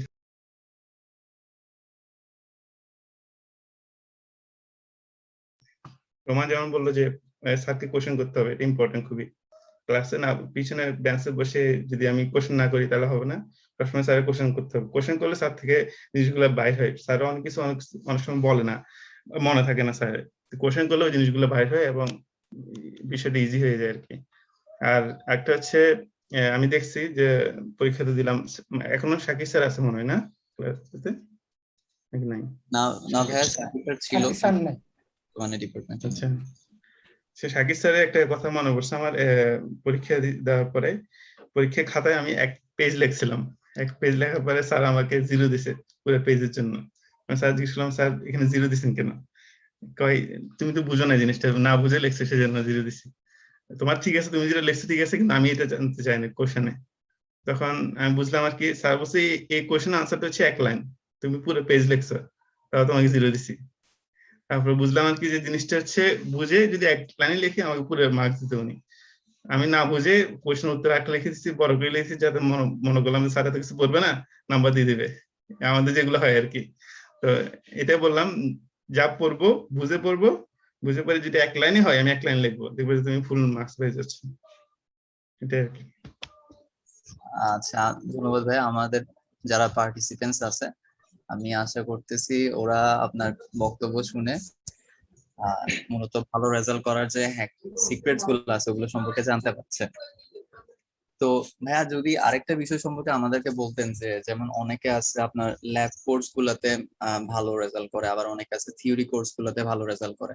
তো দুইটাতে আসলে মোটামুটি কম্বাইনলি কিভাবে ভালো রেজাল্ট করা যায় যদি মানে বলতেন। ল্যাব কোর্স ল্যাবের ক্ষেত্রে হ্যাঁ বুঝতে পারছি আমি তোমার কথা। ল্যাবের ক্ষেত্রে যেটা আমি করতাম, ভালোই মার্কস পেতাম ল্যাবে। যেটা আমি করতাম যেটা হচ্ছে, আমরা কি করি আমি দেখছি আমাদের তখন যা করতেছিল, একজন করে বাকি সবাই পিছনে দাঁড়ায় থাকে, কিছুই করে না ওরা। এটা খুবই খারাপ যে জিনিসটা। একটা গ্রুপের মধ্যে মনে করো একজনের উপর দায়িত্ব দিয়ে দিল, পরবর্তী ওরা কিছু করলো না, ওরা পিছনে পিছনে দাঁড়িয়ে থাকলো বা কথাবার্তা বললো। সেটা আমাদের ক্ষেত্রে হয়তো প্রচুর হয়তো। আমি করতাম কাজ আর সবাই পিছনে দাঁড়িয়ে থাকতো, পরবর্তীতে স্যাররা যখন জিজ্ঞেস করতো তখন আর কিছু বলতে পারতো না। যেহেতু আমি করতাম, আমি জানতাম একটা প্রবলেম হলে আমার সলিউশন কি করতাম আমি তখন। এটা একটা বড় প্রবলেম। এখন এটা মানে সলিউশন হচ্ছে, একটা গ্রুপে সবাই তো একসাথে কাজ করতে পারবে না, স্বাভাবিক। গ্রুপে এখন বলতে হবে যে আমি আমি আজকে করতে চাই, এই ল্যাবটা আমি করব, তোমরা দেখো। তারপরে একটা কোর্স মানে ল্যাব করার সময় যে করবে তাকে কোশ্চেন আস্ক করতে হবে, তুমি এটা কি করছো, কি করে কি উত্তর পাইছো। সেটা না যে ও উত্তর পাই গেছে আমরা গ্রুপে সাকসেস হয়ে গেলাম, শেষ। এটা খুবই খারাপ আর কি, যেটা আমাদের দেখতাম। আমাদের ছেলেরা যে ল্যাব মানে করতো, করার পরে যখন দেখতো যে ল্যাব সবগুলো কমপ্লিট হয়েছে, কিন্তু ভাইবা বোর্ডে গিয়ে যে আর মানে কোশ্চেন আনসার করতে পারতেছে না। এটা হচ্ছে এটা ফল আর কি, যে আমি করলাম, আমার গ্রুপে সবাই করলো না, সবাই দাঁড়ায় দেখলো, আর লাস্টে কোশ্চেনও করলো না যে কেমনে করছো, এটা সলিউশন কি করছো। এই জিনিসটা খুবই খারাপ আর কি। এই জিনিসটা যদি মানে ল্যাবে যদি ভালো মার্কস পেতে হয় তাহলে কোশ্চেন করতে হবে, যে করতেছে আমার গ্রুপ লিডার, ও কেমনে করছে, কেমনে সলিউশনটা পাইছে। পাশাপাশি বলতে হবে যে নেক্সট লেভেল আমি করবো, আমাকে করতে দাও। এই জিনিসটা নিজ থেকে আসতে হবে আর কি, এগুলো তো কেউ বলে দিবে না। এই জিনিসটা ট্রাই করতে হবে। আর থিওরি ক্ষেত্রে যেটা বললাম, আমার একটা জিনিস করতাম আমি আমি অনেকে আমাদের অভ্যাস আছে যে শুধু পড়ি, না লিখে শুধু পড়ি পরীক্ষার আগে। আমি কি করতাম, আমি আমাদের কতগুলো পচা কাগজ আছে না, কম দাম কাগজ, ওগুলা নিতাম, প্রচুর নিতাম, ওগুলা নিয়ে শুধু লিখতাম। যে একটা জিনিস পড়ার পরে শুধু লিখতাম, কমপক্ষে 5-6 বার লিখতাম। লেখার পরে পরীক্ষা যখন লিখতে বসতাম তখন অটোমেটিকলি চলতো কলম, যেগুলো আমি লিখছি আগে 4-5 বার। আমি জোরে জোরে পড়তাম না, অনেকে আছে মুখস্থ করে ফেলে, এই জিনিসটা করতাম না আরকি। সেটা অনেক ফল পাইছে। আমি ফার্স্ট সেমিস্টার দিকে আমি এটা মানে এই অ্যাপ্লাইটা করি না, পরবর্তী যখন করছি আমার ভালো রেজাল্ট আসছে আর কি। এটা একটা ইম্পর্টেন্ট জিনিস থিওরি ক্ষেত্রে বললাম যেটা, বুঝতে পারছি। আচ্ছা ভাইয়া ধন্যবাদ। তো আমি আশা করছি আমাদের পার্টিসিপেন্টসরা শুনতেছে যে ল্যাবে ভালো রেজাল্ট করার জন্য অবশ্যই স্বতঃস্ফূর্তভাবে প্রত্যেকটা ল্যাবে পার্টিসিপেট করতে হবে এবং কোশ্চেন করতে হবে স্যারদেরকে। তো ঠিক আছে ভাইয়া, আমরা নিশ্চয়ই পরবর্তীতে আপনার সাথে আরো কথা বলবো। প্রোগ্রামের এই পর্যায়ে এখন আমি আমাদের হুমায়ুন কবির রাফি ভাইয়ের সাথে কথা বলতে চাই। হুমায়ুন কবির রাফি ভাই। হ্যাঁ, আমি শুনতেছি, তোমাকে বলো। জি ভাইয়া। ভাইয়া এখন তো বর্তমানে আমাদের অনলাইনে ক্লাস হইতেছে, তো অনলাইনের ক্লাসগুলো আর এক্সামের জন্য আপনি যদি আমাদেরকে একটা মানে এমন একটা আউটলাইন সম্পর্কে বলতেন যে আউটলাইনটা ফলো করে স্টাডি করা যায়। আচ্ছা, এখন তো অনলাইন, তো আমরা যখন কোনো লেকচার দিই, মানে আমাদের তো সিলেবাস তো কোনো চেঞ্জ হয় নাই। তো আগের সিলেবাস যে আছে, তো লেকচারের ক্ষেত্রে আমাদের তো আগেরগুলো ফলো করতে। তো যেহেতু তোমরা যখন পরীক্ষা দিচ্ছ, তোমরা কিন্তু লাইক একটা ওপেন বুক এক্সাম দিচ্ছ। ইভেন কি যদি তোমাদেরকে যদি গতানুগতিক যদি আগের কোশ্চেন গুলা দিয়ে দেওয়া হয়, মানে তোমরা আগে অফলাইনে যেভাবে পরীক্ষা দিতা, ওটা কিন্তু সিম্পলি সার্চ করলে একদম ইজিলি নেটে কি চলে আসছে, ওটার আনসারটা চলে আসতেছে। তো এখন আমাদের যেটা হচ্ছে, তোমাদের যখন কোনো লেকচার দেওয়া হয়, তখন তোমাদের শুরুতে ফার্স্ট অফ দিস ওই লেকচারের বেসিকটা তোমাদের যদি ক্লিয়ার থাকে, বা তোমরা যদি বেসিকটা মোটামুটি একটু বুঝে নিতে পারো, সেটা যখন লেকচার চলবে তখন স্যারকে কোশ্চেনের মাধ্যমে হোক, বা এরপরে যদি তুমি কোনো কারণে যদি তখন কোশ্চেন করতে না পারো, বা পরবর্তী স্যারের সাথে কমিউনিকেট করে, অথবা অনলাইন কোনো রিসোর্সের মাধ্যমে ওটা যদি বেসিকটা দেখে না, তাহলে পরবর্তী তোমার যেটা হবে, যখন কোশ্চেনটা আসে বা কোশ্চেনটা তোমাদেরকে করা হয়, সেটা থিওরি টাইপের কোশ্চেন হোক বা কোন একটা থিওরির একটা বেসিক কোশ্চেন দেওয়া হোক, তখন তুমি করতে পারো কি, তোমার যেহেতু বেসিক জানা আছে, তুমি তখন বুঝতে পারো। যেমন আমি যদি একদম আরো ইজিলি বলি, যেমন আমি যখন আমি ফার্স্ট অনলাইনে আমি ফোর্থ সেমিস্টারের কমিউনিকেশনের করছিলাম, কোশ্চেন করছিলাম। তো ওখানে আমাদের যে ক্রস মডুলেশন যেটা আছে, ক্রস মডুলেশনের একটা টপিক্স নিয়ে আমি কোশ্চেন করছিলাম। যেমন আমি ওখানে আমার যেটুকু মনে পড়ে কোশ্চেন দিয়েছিলাম হচ্ছে যে, দুইজন পার্সন কমিউনিকেট করতেছে, মাঝখানে একটা আনওয়ান্টেড নয়েজ ইন্টারাপ্ট হয়েছে। যেমন এটা অ্যাজ ইউজুয়াল আমাদের প্রবলেম সবারই, আমাদের ম্যাক্সিমাম হয়ে থাকে, আমরা কথা বলতেছি, হঠাৎ করে একটা আনওয়ান্টেড ভয়েস চলে আসে বা কমিউনিকেট চলে আসে, তখন হয় কি, এটা তো আমি ওদেরকে জিজ্ঞাসা করছিলাম যে এটা কি প্রবলেমের কারণে হয়, বা এটার যে প্রবলেম হয় এটা তুমি কি করো, ব্যাখ্যা করো। তো হ্যাঁ, করছে, অনেকে করছে, আবার অনেকে অন্যভাবে আনসার দিছে। তো ম্যাক্সিমাম হচ্ছে যে যেটা আমি চাইছি ওইটা পাইনি, আমি ওদের থেকে ক্রস মডুলেশনটা বা কিভাবে হয় ওইটাই জানতে চাইছিলাম। তো ম্যাক্সিমাম ওখানে নয়েস এরিয়াটা, হ্যাঁ নয়েস ঠিক আছে, কিন্তু ওই যে বললাম যে ক্রস মডুলেশনটা কেন হচ্ছে, বা এই ধরনের যে বিভিন্ন প্রবলেম যেগুলো হয়, এগুলা কেন হচ্ছে, এগুলো যদি তোমরা লেকচারের ওখান থেকে যদি বুঝতে পারো, বা লেকচারটা পড়ে যদি বুঝতে পারো, সেটা তোমাদের অনেকে হবে। আর এখন বর্তমান যেটা দেখা যায়, আহ তোমাদের অনলাইনে ক্লাস হওয়ার কারণে মানে সবাই মনোযোগ দিয়ে ক্লাসটা করে না একদম। ফ্র্যাঙ্কলি দেখা যাচ্ছে যে, আমার যদি কোনো ক্লাসে 40 জন বা 50 জন বা 70 জনের বেশি হয়, তো দেখা যাচ্ছে যে ওখান থেকে আহ 30 জন বা 40 জন মনোযোগ আছে, বাকিরা কই ও কই এমনি লগ ইন করে হয়তো ঘুমাইতেছে বা অন্য কোনো কাজ করতেছে, এরকমই হয় থাকে। অনেক সময় যখন নাম কল করি বা যখন বলে যে ভিডিও অন করো, তখন দেখা যায়, বুঝতে পারি সে তাড়াহুড়া করে করে, তো ওদের ইয়াটা থাকে না। স্বাভাবিক, এটা স্বাভাবিক। আমিও তার ব্যতিক্রম না। যেমন আমি মাস্টার্স এর ক্লাস করতে, আমাদের মাস্টার্স এর একটা ক্লাস 3 ঘন্টার উপর করে হয়। তো অনেক সময় দেখা যাচ্ছে যে আমার নিজেরই হয়ে যায়, এতক্ষণ আসলে কনসেন্ট্রেট করাটা একটু ডিফিকাল্ট হয়ে যায়। তো সেই জন্য আমাদের মাস্টার্স এর ক্ষেত্রে স্যার যেটা করে, আমাদের 30 মিনিট বা 40 মিনিট পর একটা ব্রেক দেয়, 20-30 মিনিটের জন্য একটা ব্রেক দেয়, যাতে কনসেন্ট্রেট আবার করতে পারি। তো যেহেতু তোমাদের এখানে ওই সুযোগটা নাই, আমাদের যেহেতু একটা আমাদের লিমিটেড বাউন্ড আছে লেকচারের, তো সেক্ষেত্রে আমি যেটা ফলো করি, আমার কোর্স যারা করো, অনেক সময় দেখা যাচ্ছে যে আমি মানে কম কম করে লেকচার দিয়ে মানে ওটা ফিল আপ করার চেষ্টা করি। তো তোমাদের যেটা সাজেস্ট করবো, যখন কোনো লেকচার চলবে, কোনো যে কোর্সের লেকচার চলবে, যতটুক তুমি কনসেন্ট্রেট করতে পারো ওই লেকচারটা যদি কনসেন্ট্রেট দিয়ে যদি শুনো, কারণ তাহলে তুমি মোটামুটি একটা আইডিয়া পাই যাবা। আর ইয়ার সময়, তোমাদের পরীক্ষার সময় যেটা বলবো, পরীক্ষায় অনেক সময় দেখা যাচ্ছে যে তোমাদের একদম লেকচারের হুবহু কোশ্চেন আসবে না, একটু ডিফিকাল্ট হবে, বা তুমি যে ম্যাথটা করছো ওই ম্যাথটা হুবহু দিবে না, এখান থেকে একটু তোমার ভ্যালুগুলো চেঞ্জ করে দিবে। ভ্যালু চেঞ্জ করে, তো তোমার ওটা নিয়ে একটু স্টাডি করতে হবে। তো যেমন অনেক সময়, এবং আরো একটু যদি আমি বলি, অনেক সময় আমি যখন কোশ্চেন করি, আমি ওখানে অলরেডি বলে দিচ্ছি যে তুমি ভ্যালু ধরে নিবে, এটা সে করছে কি বইয়ের মতো করে ম্যাথটা করে দিছে। তো এখন তুমি বলো, তুমি বইটা অলরেডি তোমার ম্যাথটা আছে, তুমি জাস্ট ভ্যালু দুইটা বসে ক্যালকুলেটটা করতে চাই, করলে তো হয়ে যাচ্ছে। তো এটা এটা হচ্ছে যে মোটামুটি আমার সাজেশন আর কি। তো তুমি যখন অনলাইনে কোনো একটা কিছু দেখবা বা অনলাইনে কোনো ক্লাস করবা, এরপরে তুমি যেটা করবা, ওটার বেসিকটা বোঝার চেষ্টা করো। দেন এরপর যদি ওই টপিকস নিয়ে যদি তোমার কোনো কোশ্চেন থাকে, তুমি সরাসরি কোর্স টিচারকে আস্ক করো, নেক্সট ক্লাসের শুরুতে আস্ক করো, বা ওই দিন ক্লাসে যদি তুমি কোশ্চেন করতে না পারো, নেক্সট ক্লাসের শুরুতে আস্ক করো। অথবা যদি তোমার কোশ্চেন করতে যদি হেজিটেট থাকে তুমি অনলাইনে সার্চ করো, ওইটার বেসিকটা সার্চ করো। হ্যাঁ, তোমার এই কোশ্চেনটা যখন তুমি জাস্ট সিম্পলি গুগলে গিয়ে সার্চ করো, ওটা পেয়ে যাবা। ওটার হাজার হাজার কোশ্চেন, এরকম সেম টাইপের কোশ্চেনের আনসার তুমি পেয়ে যাবা। আর তো স্যাররা তো আছেই, স্যারদের থেকে আস্ক করতে পারো, এটা যতটুকু পারা যায় ততটুকু আর কি। জি ভাইয়া, ধন্যবাদ। আমাদের সাথে ইটি এবং সিসি ডিপার্টমেন্টের ছাত্ররা আছে, তো বিশেষ করে যারা প্রথম এবং দ্বিতীয় সেমিস্টারের ছাত্র, ওরা তো এখনো ভার্সিটির পরিবেশের সাথে এখন ওইরকম খাপ খাওয়াতে পারে নাই, বা দেখা যাচ্ছে যে ওদের জন্য যদি কোনো আলাদাভাবে কোনো সাজেশন থাকতো। আচ্ছা, আমার আমার দিক থেকে যেটা সাজেশন হচ্ছে, আমার সাথে অলরেডি অনেকজন যোগাযোগ করছে বিভিন্ন কারণে, যেমন ফার্স্ট সেমিস্টার সেকেন্ড সেমিস্টার, কারণ হচ্ছে যে এরা শুরু থেকেই অনলাইনে। তো এদের হচ্ছে যে আমরা আগে, তোমরা যেমন যারা এখন ফোর্থ বা থার্ড এর উপর আছো, তোমরা মোটামুটি একটা পরিবেশ পাইছো, অফলাইনেও পাইছো, এখন অনলাইনেও করতেছো। তো তোমরা যারা ফার্স্ট সেমিস্টারে বা সেকেন্ড সেমিস্টারে তোমরা যারা আছো, অনেকে যেটা হয়, আমাদের তোমরা যদি আমাদের সামনাসামনি যদি লেকচার গুলা শুনতে হয়, তখন এক ধরনের কনসেন্ট্রেট থাকে তোমাদের দিকে আমাদের। কারণ সামনাসামনি যখন আমরা ফেস টু ফেস লেকচার দিই, তখন তোমাদের চেহারা দেখলে আমাদের বোঝা যায় যে হয়তো এই টপিকসটা আমি একটু ক্রিটিক্যাল করে বলে ফেলতেছি, এটা স্টুডেন্টরা বুঝতেছে না। তো তখন আমরা হয়তো দেখা যায় যে ওটা আবার রিপিট রিপিট করি, বা তোমরাও কোশ্চেন করো বা বুঝো নাই।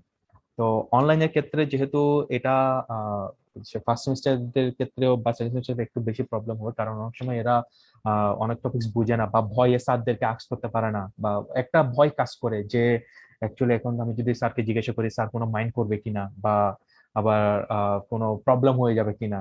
আমি বলবো যে তোমাদের এই যদি এই ধরনের যদি ভয় থাকে, বা কোনো টপিকস নিয়ে যদি কোশ্চেন করার যদি ভয় থাকে, তোমরা ফিল ফ্রি, একদম ফ্র্যাঙ্কলি আস্ক করো স্যারকে, মানে ক্লাসের পরে তুমি স্যারকে বলো যে স্যার আপনার সাথে আমার একটু কথা আছে, দেন স্যার তখন বলো। অথবা স্যার যখন কোন একটা টপিক শেষ করবে, তখন স্যারকে সাথে সাথে বলো যে স্যার আমি এই পয়েন্টটা বুঝি নাই। অথবা তুমি যদি তোমরা আরেকটা যেটা হবে, যেহেতু যারা ফার্স্ট এবং সেকেন্ড সেমিস্টারে আসো, তোমাদের সবচেয়ে বড় হচ্ছে তোমরা তোমাদের সিনিয়রদেরকে দেখো নাই, বা সিনিয়রদের থেকে একটা যে সাজেশন আমরা পাইছিলাম। যেমন আমার ক্ষেত্রে, আমি আমার সিনিয়র যারা ছিল, যেমন আমার আগের বেচে টিপু ভাইদের বেচ থেকে সৌরভ ভাই ছিল, এর আগের বেচে নাসিম ভাই ছিল, রোমান ভাইয়ের সাথে মোটামুটি কথা হয়েছিল। তেমন তো তখন আমরা জিজ্ঞাসা করতাম বিভিন্ন কোর্সের ব্যাপারে, আমরা জিজ্ঞাসা করতাম, আমি নিজে পার্সোনালি জিজ্ঞাসা করতাম। ইভেন কি আমি বলে দিতাম যে ভাই আপনার এগুলো আমার লাগবে, এগুলো আমাকে দিয়ে দিয়েন, নোটগুলো আমাকে দিয়ে দিয়েন, বা আপনার প্রিভিয়াস এর কোশ্চেনটা আমাকে দিয়ে দিয়েন, বা কিরকম একটু যে আমি করতাম। আমি বেশি বেশি প্যারা দিয়েছিলাম আমি নাসিম ভাই এবং সৌরভ ভাইকে। তো আমি এটা বলতে চাই, এটার জন্য তোমরা যারা ফার্স্ট সেমিস্টার এবং সেকেন্ড সেমিস্টার আসো, তোমরা তোমাদের সিনিয়র ভাইদের সাথে একটু কমিউনিকেট করো। আমি অবশ্যই, যেমন আমাদের আমাদের ইটি সকল সকল ছাত্রদের নিয়ে অলরেডি গ্রুপ আছে, ঠিক তো সিসি দেরও আছে। ওখানে তোমরা পোস্ট করো, পোস্ট করে জিজ্ঞাসা করো যে আমি মানে এরকম বড় ভাই, এই বেচে বড় ভাইদের সাথে একটু কথা বলতে চাচ্ছিলাম, বা এই ব্যাপারে কথা বলার ইয়া ছিল। পোস্ট করে ওখানে একটু ওই বড় ভাইদের সাথে একটু কনসার্ন করে যে ওনারা কিভাবে এটা ইয়া করছে, বা এই ধরনের কোনো প্রবলেম ফেস করছে। আর আর যেটা আর একটা যেটা বলবো, অনেকে হচ্ছে যে মানে এই স্টাডি ইয়ার সাথে বা আমাদের এই কারিকুলামের সাথে এখনো মানে মিক্স হয়ে, বা এখনো এটাকে কি বলবো, মানে সাদৃশ্য হয়ে উঠতে পারে নাই, বা খাপ খাইতে পারে নাই, আমি যদি একটু বলি। তো তোমাদের যেটা হচ্ছে সেটা ভয়টাই কাজ করে যে এখন ইয়া করবো, বা কনসেন্ট্রেটের কারণে হইতে পারে।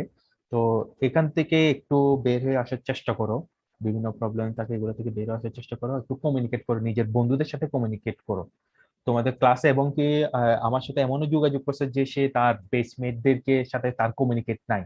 হ্যাঁ, স্বাভাবিক, হয়তো এখন আর দেখা হয় না, সেজন্য বেসমেটদের সাথে কমিউনিকেট নাই। বেসমেটদের সাথে একটু কমিউনিকেট করো, কমিউনিকেট করলে তুমি দেখা যাচ্ছে যে কোনো একটা টপিক যেটা তুমি বুঝো না, সেটা তোমার বেসমেটরা বুঝছে বা ভালো বুঝছে, ওর থেকে একটু জিজ্ঞাসা করো। সেক্ষেত্রে তোমাদের রেজাল্টের দিকে বলো, বা স্টাডির ক্ষেত্রে বলো, বা একাডেমিক পরিবেশটা বলো, এটা তোমাদের জন্য অনেকটা ইজি হবে। ধন্যবাদ ভাইয়া। আমরা আশা করছি আপনার সাজেশন গুলো আমাদের ছাত্রদের একাডেমিক জীবনে সুফল বয়ে আনবে। তো এক্ষেত্রে এই আমরা এখন কথা বলবো আমাদের মাহমুদুল হাসান রোমান ভাইয়ের সাথে। তিনি কি আমাকে শুনতে পাচ্ছেন ভাইয়া? হ্যাঁ, শুনতে পাচ্ছি। আচ্ছা ভাইয়া, আসলে অনেক সময় দেখা যায় যে আমাদের কিছু কোর্স থাকে, যে কোর্সগুলোতে আসলে মানে সহজে মার্কস তোলা যায় না। যেমন আপনারা হয়তো ফেস করে আসছেন কিছু কোর্স লাইক ফিজিক্স, তারপরে হচ্ছে কি আপনার অ্যানালগ কমিউনিকেশন, ডিজিটাল কমিউনিকেশন, এরকম টাইপের কিছু কোর্স। তো এইগুলোতে আসলে ভালো করার সিক্রেটটা কি, কিভাবে আসলে এই সাবজেক্ট গুলোতে ভালো করা যায়? আপনারা কিভাবে আসলে মূলত এই সাবজেক্ট গুলোর উপর পড়াশোনা করতেন? আচ্ছা, ইশতিয়াক একটা কথা বলেছিল, প্লাস বাকি রাব্বিও বলছে, আমির ভাইও বলছে যে পড়ালেখার আসলে মূল উদ্দেশ্যটা হচ্ছে আমাদের জ্ঞান অর্জনে, আমাদের মেইন যে লক্ষ্য সেটা থাকা উচিত, আমরা যেন জ্ঞান অর্জন করি, নতুন কিছু জানতে পারি। ঠিক আছে, আমরা কেন পড়ালেখা করি? নিজেকে ডেভেলপ করার জন্য। যে ব্যক্তি পড়ালেখা করে না আমাদের সমাজে, বা সে একটা জিনিসকে চিন্তা ভাবনা করা, তার চিন্তা ভাবনা আর যারা এডুকেটেড পার্সন তাদের চিন্তা ভাবনার মধ্যে কিন্তু অনেক পার্থক্য থাকে। তো পড়ালেখার মূল উদ্দেশ্যটা কিন্তু হওয়া উচিত আমি নিজেকে ডেভেলপ করব, নিজে জ্ঞান অর্জন করব, ঠিক আছে, বিশ্বকে জানবো, সবকিছু জানবো। সেটা হচ্ছে আমাদের প্রাইমারি উদ্দেশ্য হওয়া উচিত। আহ, এবং তুমি যেটা বলছো যে কিভাবে, যেহেতু আজকে সেমিনারটা হচ্ছে হ্যাক সিজিপিএ, কিভাবে সিজিপিএ হ্যাক করা যায়, আমরা হ্যাকিং শুনলে বুঝি কিভাবে শর্টকাটে কিছু করা যায়। তো হ্যাকিং এর বিষয়ে যদি বলতে চাই, সিজিপিএ বা ভালো মার্কস যদি কোনো বিষয়ে তুলতে হয়, যে কোনো সাবজেক্টের ক্ষেত্রেই আমাদের ইউনিভার্সিটির মার্কসটা হচ্ছে 100%। ফার্স্টে আমাদেরকে দেখা উচিত যে মার্কস ডিস্ট্রিবিউশনটা কিভাবে আছে। তো আমাদের প্রথমে অ্যাটেন্ডেন্স আমরা যদি ফুল থাকে তাহলে 10 মার্কস। এই 10 মার্কস মানে এটা কেউ যদি 10-এ 10 না পায়, আমি বলবো এটা তার ব্যর্থতা। তো 10-এ 10 অবশ্যই তুলতে হবে। দ্বিতীয় যে জিনিসটা হচ্ছে ক্লাস টেস্ট। ক্লাস টেস্টেও 10-এ 10 তোলাটা খুবই ইজি যদি সে একটু মনোযোগী হয়। 10-এ 10 যদি নাও তুলতে পারে, 8-9 নিচে কারো কেউ যদি তুলে তাহলে সেটা বলবো তার ব্যর্থতা। তো ক্লাস টেস্টে ভালো করার জন্য অবশ্যই আমাদের খুব ইজি থাকে, কারণ একটা চ্যাপ্টার থাকে, টিচার হয়তো একটা চ্যাপ্টারের 3-4টা টপিকস পড়াইলো, ওই টপিক্স এর উপর বললো যে আগামীকাল ক্লাস টেস্ট। তো ওই 3-4টা টপিক্স পড়ে আসলেই 10-এ 10 কিন্তু তুলে ফেলা যায়। তো এই 20 নাম্বার তুলে ফেললে আমার যদি ভালো রেজাল্ট করতে হয় আর লাগে, যদি আমি এ প্লাসের কথাই চিন্তা করি, তাহলে আর লাগে হচ্ছে 60 মার্কস। মিড টার্মের ক্ষেত্রে দেখা যায় যে আমাদের 3টা কোশ্চেন আনসার করতে হয়, 30 মার্কস। মিড টার্মের সিলেবাসও একটু কম থাকে। তো মিড টার্মের আগে যে বন্ধ থাকে, বন্ধে 3-4 দিন ভালোভাবে যদি একটু বইগুলা আমরা পড়ি, স্যার কি কি পড়াইছে ক্লাসে যদি ওগুলো ঠিকভাবে নোট করে রাখি, এবং যে টপিকসটা স্যার পড়াইছে ওটা যদি ভালোভাবে বুঝতে পারি।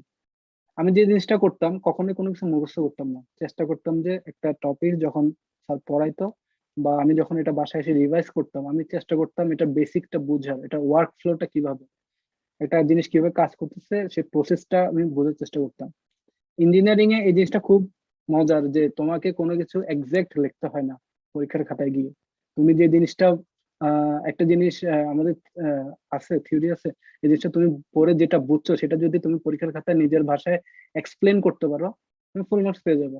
এখানে তোমাকে কেউ গ্রামাটিক্যাল মিস্টেকের জন্য নাম্বার কাটবে না, তোমার এখানে এক্সাক্ট হুবহু সাহিত্য লিখতে না পারলে তোমার নাম্বার কাটবে না।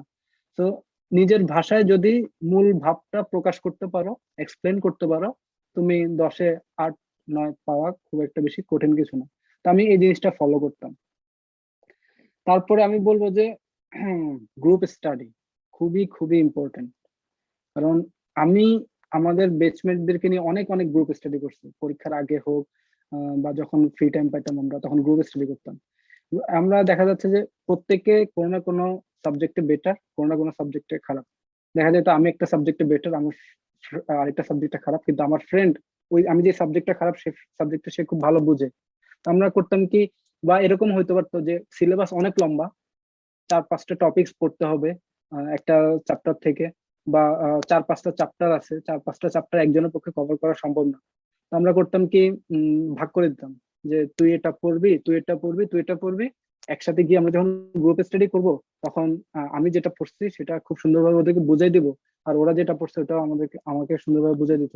তো আমরা বাসায় এসে তখন আমাকে পুরো টপিক্সটা খুব ডিটেলস পড়তে হতো না, আমি যখন একবার রিডিং করতাম বইটা তখন আমি বুঝে যেতাম যে না এটা এভাবে এভাবে কাজ করতেছে।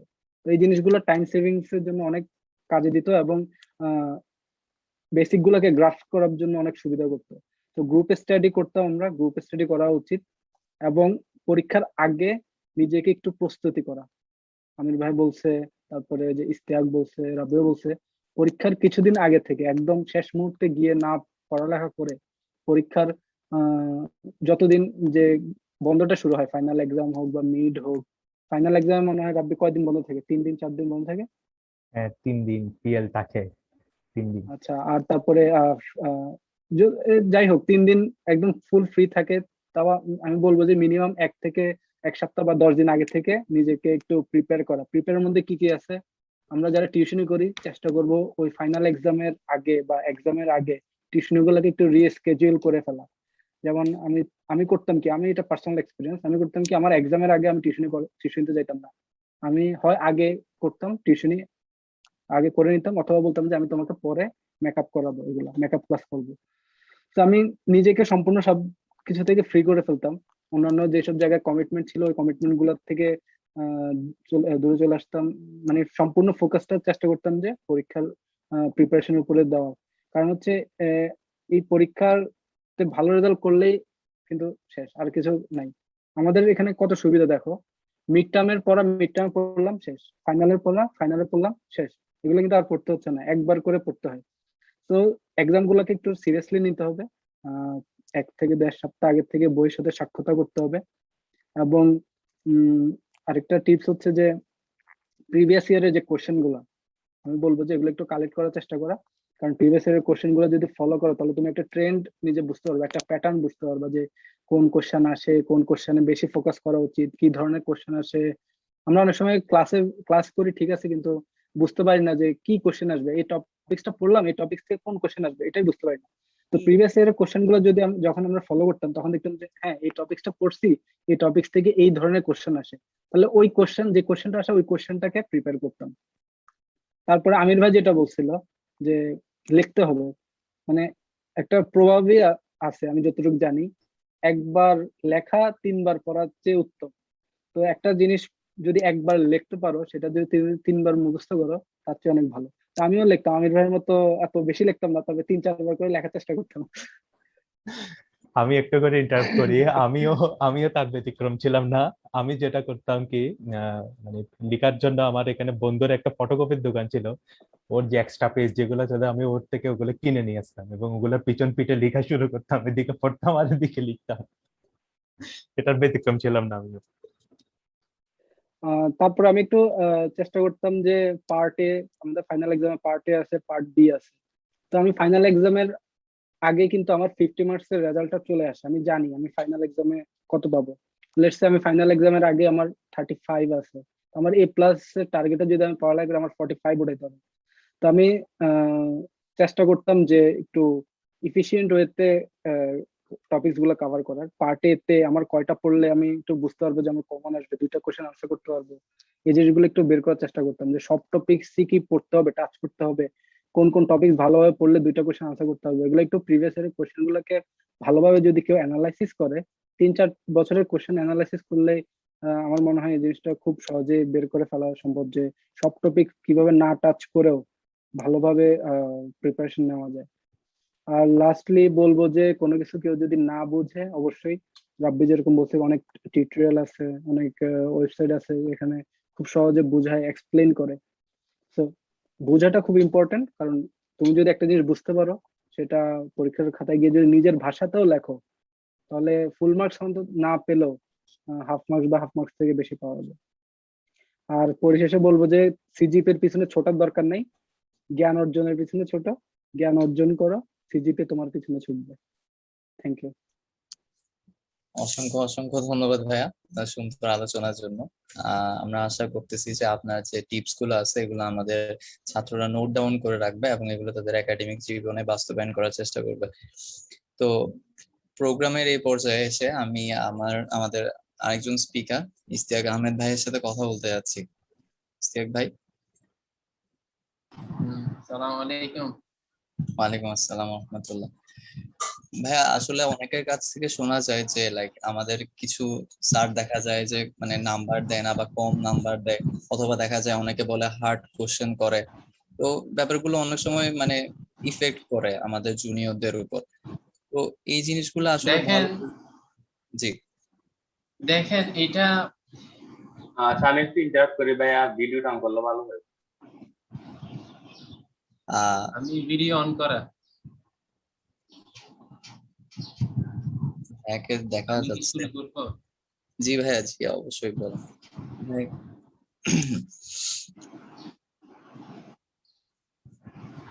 স্যার নাম্বার আমি বলবো দেয়, এটা কেমন যেন একটা নিজের ব্যর্থতাকে আরেকজনের উপর দোষ চাপা। হয়তোবা অনেক টিচার একেবারে লজিক্যাল মার্কিং করে, অনেক টিচার একটু বেশি মার্কস দেয়, অনেক টিচারের বেশি মার্কস দেওয়াটাকে গতানুগতিক মনে করে, আর যারা লজিক্যাল একেবারে, কথা কি শোনা যাচ্ছে? জি ভাইয়া, আমরা শুনতে পাচ্ছি আপনাকে। অনেক টিচার অনেক টিচার এক্সপেকটেশনের চেয়ে একটু বেশি নাম্বার দেয়, যেটাকে স্টুডেন্টরা নরমাল মনে করে। আপনি এসএসসি এইচএসসি এক্সাম দিচ্ছেন, অবভিয়াসলি আপনি দেখেন আইআইইউসিতে এসে আপনি টিচারদের থেকে নাম্বার বেশি পান, আপনি এটা ডিসএগ্রি করতে পারবেন না। ইন্টারের রেজাল্ট আপনি যে পরিমাণ পড়াশোনা করছেন, ওই পরিমাণ পড়াশোনার থেকে যে রেজাল্ট পাইছেন, ওই হিসেবে আপনি যদি আইআইইউসিতে এসে দেখেন, আইআইইউসি কিছু অনেক টিচারই এক্সপেকটেশন থেকে কিছু নাম্বার বেশি দেয়। এখন বেশি নাম্বার দেওয়াটাকে যদি আমরা যদি জেনারেলাইজ মনে করি, জেনারেলাইজ করে ফেলি, ইন জেনারেল মনে করি, তাহলে কিছু স্যার এক্স্যাক্টলি নাম্বার দিলে ওইটাকে কমই মনে হবে। এটা ইনসাফ, একটা টিচার, একটা ডিপার্টমেন্টের টিচারদের প্রতি ইনসাফ করা হয় না। এটা এগুলা আমার খুব খারাপ লাগে এই কথাটা আমি যখন শুনি। হয়তোবা কিছু ক্ষেত্রে স্যারদের মার্কসের এদিক হেরফের হইতে পারে, এটা কোনোদিন এক্সাম্পল হইতে পারে। কোশ্চেন হার্ড, একটা ডিপার্টমেন্টের মান, গুণগত মান বজায় রাখতে গেলে কোশ্চেন প্যাটার্নটা ওইরকম হওয়া উচিত, ওইরকম হবে। আইবি, হুমায়ুন কবির, রাব্বি ভাইরা জানে আইবিতে কি পরিমাণ এখন কড়াকড়ি। এখন আর টাকার কাজ হচ্ছে না, ওরা ওয়াশিংটন অ্যাকর্ড পাইতে চাচ্ছে, ওয়াশিংটন অ্যাকর্ড এর স্বীকৃতি পাইতে চাচ্ছে, আইবিও নড়েচড়ে বসছে, কোশ্চেনের কোয়ালিটি যাচাই করতেছে, কি ধরনের কোশ্চেন হচ্ছে। এটা কি আপনার এখানে কি অনুধাবনমূলক কোশ্চেন হচ্ছে নাকি এটা জ্ঞানমূলক? অনেক ধরনের ক্যাটাগরিতে করতেছে। আপনার কোশ্চেনটি কি কমপ্লেক্স ইঞ্জিনিয়ারিং প্রবলেমটা কি, এটা কি একটা উত্তর, নাকি এটা কতভাবে উত্তর দেওয়া যায়, নাকি এটা কোনো সলিউশনে নাই, জাস্ট একটা মতামত? তো কোশ্চেন প্যাটার্নটা আসলে আসলে আসলে কোয়ালিটিটা আমরা আশা করবো আমার ডিপার্টমেন্ট বাংলাদেশের সবচেয়ে ভালো ডিপার্টমেন্ট হবে ইটি ডিপার্টমেন্ট। তো আমি কি এটা আশা করবো না আমার ডিপার্টমেন্টের কোশ্চেন প্যাটার্ন একটু হার্ড হবে? এটা কি ইলজিক্যাল কথাবার্তা না? লজিক ছাড়া না এটা? সব ভাইয়েরা বারবার বললো প্রিভিয়াস কোশ্চেন অ্যানালাইসিস করলে আসলে কি আর কোনো কিছু থাকে? প্রিভিয়াস কোশ্চেন অ্যানালাইসিস করে কতভাবে ঘুরাবে স্যার? কোশ্চেন প্যাটার্ন আর কতভাবে ঘুরাইতে পারে? টিচাররা মার্কস দিচ্ছে না। শাকে স্যার, যেটা আমির হোসেন ভাই বলল, তুমি এক্স্যাক্টলি না লিখলে কেমনে মার্কস দিবে তোমাকে? এক লাইন এক্স্যাক্টলি উত্তরটা না লিখলে। অনেক সময় উত্তর একটা কোশ্চেনের অনেক রকম উত্তর থাকতে পারে, স্যারদের কাছে ওগুলো উত্তর থাকে, কয়েকটা উত্তর এরকম হইতে পারে, এরকম হইতে। এখন কোন স্যার যদি না আমার মতোই দিতে হবে, এটা স্যারের পার্সোনাল প্রবলেম, এটা তো কোনোদিন উদাহরণের মধ্যে আসতে পারে। আমাদের ডিপার্টমেন্টে অনেক স্যার নাম্বার দেয় এবং অনেক স্যার লজিক্যাল নাম্বার দেয়, যেটাকে আমাদের অনেকেই ভাবে স্যার নাম্বার কম। আমার ক্ষেত্রে আমি দেখছি 95% আমার সাথে ইনসাফ করছে। 95% এর উপরে আমি যদি আমার 4 বছর থেকে আমি যদি শতকরাই পার্সেন্টেজ হিসাব নেই, 95% আমার কথাগুলো লজিক্যাল, আমার কথাগুলোকে হয়তো বা বলতে কি বলবে যে অনেকে বলবে যে না উনি পড়াশোনা করতে তাই ওনার এগুলা বলবে না। তুমি যারা মুভ অন করছে 2.5 থেকে 3.5 জিপিএ, তুমি আমাদেরকে বিশ্বাস না করলে, আমাদের হয়তো বা 4 জনের কথা বিশ্বাস না করলে তুমি তাদের কাছে যাও। আমাদের মোটিভেশনের থেকে তাদের মোটিভেশন তোমার অনেক বেশি কাজে লাগবে। আমি আমাদের 4 জন 3 জনকে ছোট করতেছি না। যদি আমাদের কথা বিশ্বাস না হয়, তুমি যারা মুভ অন করছে, আমি তো চিনি পার্সোনালি, 2.5 কি 3.5 এ নিয়ে গেছে সিজিপি। তারা কিভাবে করছে? আজকের এই কথাগুলো যারা বললো, আমার কথাগুলো ওনারা একেবারে কোর কথাগুলো বলছে, একেবারে কোরে কি কি করতে হবে। কিন্তু আমি কিছু এনভায়রনমেন্ট, যেটা কি পরিস্থিতি, মানে কি ধরনের পরিস্থিতি সৃষ্টি হয় আমাদের, ওগুলো নিয়ে কথা বলবো। তাদের কাছে যান, 2.5 কে 3.5 যারা করছে তাদেরকে দেখেন কিভাবে করছে আসলে তারা। এই 3 জন যে কথাগুলো বললো, তাদের এগুলাই আসলে। একটা মিথ্যা কথা 10 বার বললে ওইটা সত্যি কথা হয়ে যাচ্ছে। টিচাররা নাম্বার দেয় না। আমি টু বি অনেস্টলি একটা কথা, একটা স্যার আমাকে 4 আমাকে 3 দিয়ে দিছে। টু বি অনেস্ট, আমি নিজে হইলে আমি নিজেকে নিচে 4 3 দিতাম না, আমি 1 দিয়ে বসায় রাখতাম। একটা টিচার একটা পরীক্ষার খাতায় এরকম আরো কয়েকটাতে হয়েছে 4 3 দিছে, আমি নিজেকে হইলে কোনোদিন 1 দিতাম, আমি যদি খাতা কাটতাম। ওই আমির হোসেন ভাই বললো লিখছি, স্যারও নাম্বার দিছে, খাতা লিখলে নাম্বার দিছে স্যার। ঠিক আছে, তো আমি আশা করবো এই ধরনের কথা, এটা হইতে পারে 2-1 জনের সাথে এটা কিছু হইতে পারে। হ্যাঁ, একটা জিনিস সত্যি যে ব্যক্তিগত কারোর সাথে সমস্যা কোনোদিন একটা ছাত্রের খাতার উপর ইফেক্ট ফেলা উচিত না। এটা কখনোই, এটা ইথিক্স হইতে পারে না, এটি ইথিক্স না। ব্যক্তিগত আমার সাথে আমার ছাত্রের সমস্যা থাকতে পারে, টাকা পয়সা, সে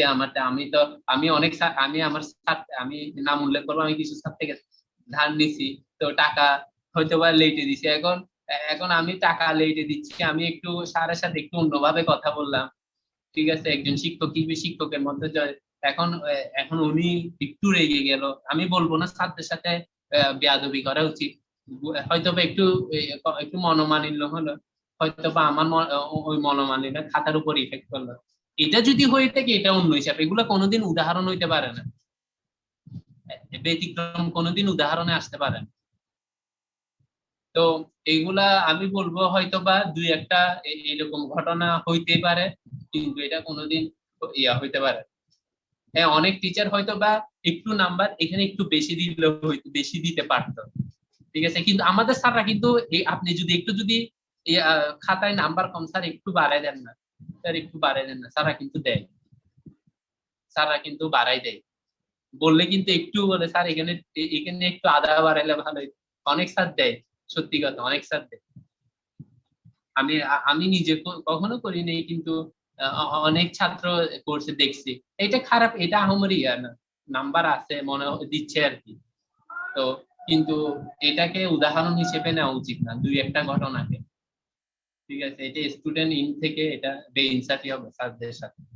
তো আশা করি আমার উত্তরটা পাইছে।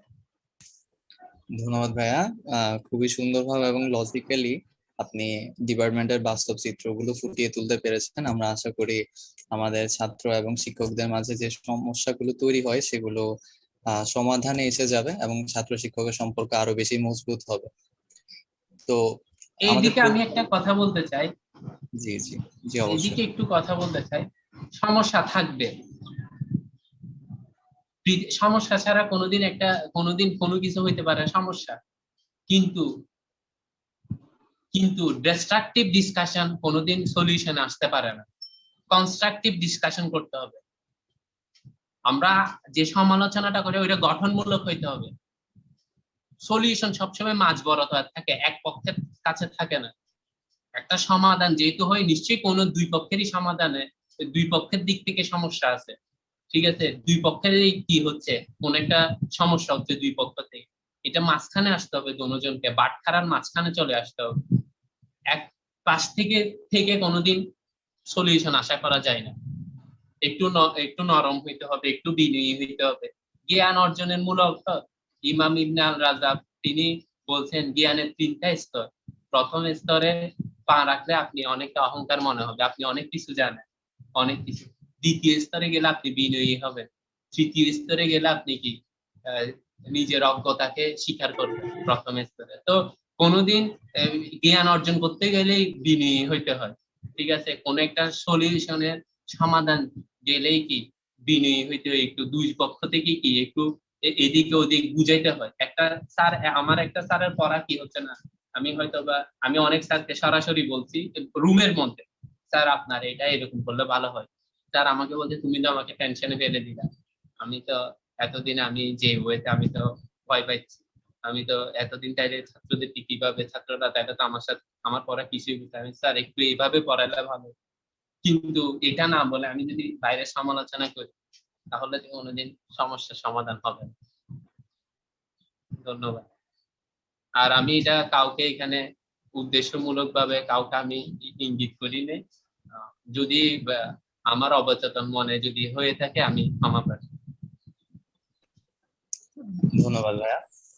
আচ্ছা নীরব, আমি একটু ইন্টারাপ্ট করতে চাচ্ছি, আমি জি দুঃখিত জি এখানে ইন্টারাপ্ট করতে। যেটা অবশ্যই। হচ্ছে মানে যেটা হয় আর কি, যেটা আমিও দেখছিলাম অনেক সময়। যেমন আমি যদি আমার যখন সেকেন্ড সেমিস্টার উঠি, তখন একজন স্যারের কোর্স সম্পর্কে আমি একজন বড় ভাইকে জিজ্ঞাসা করছিলাম আর কি, যে আসলে মানে এই স্যারটা কিভাবে কোর্স নেন।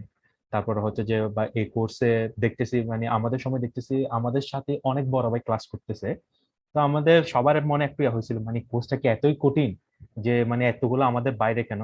স্বাভাবিক সেকেন্ড সেমিস্টারে উঠছি, আমাদের সাথে মানে বড় ভাইরা এসে ক্লাস করতেছে, এটা স্বাভাবিক একটা কোশ্চেন যাচ্ছিল। তো একদিন আমি একজন বড় ভাই থেকে জিজ্ঞাসা করি, তো বড় ভাই আমাকে বললো যে মানে হ্যাঁ নাম্বার দেয় না, এই করে না সেই করে না, অনেক কিছু বললো। তো পরবর্তী আমিও মোটামুটি ওই রকম আমার মাথায় একটা কনসার্ন আসছিল, হ্যাঁ মনে হয় নাম্বার দেয় না।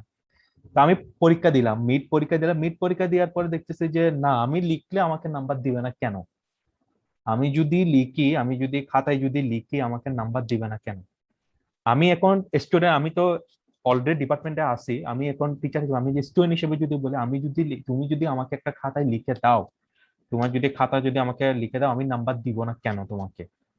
তুমি তুমি ওটা আমাকে কোশ্চেন করতে পারবা, কারণ অলরেডি তোমরা মিডের খাতা দেখো, বা এখন বর্তমান যেটা অ্যাসাইনমেন্ট দিতেছো তোমরা সরাসরি হ্যাঁ স্যার আমাকে এখানে নাম্বার দেন নাই কেন, আমার ভুলটা কোথায় ছিল, তোমরা এটা আমরা কিন্তু তোমাদেরকে কি দিতে বাধ্য, মানে এটা কেন নাম্বার দিই না, এটা আমরা কিন্তু অবশ্যই জবাব দিব আমরা ওটাতে।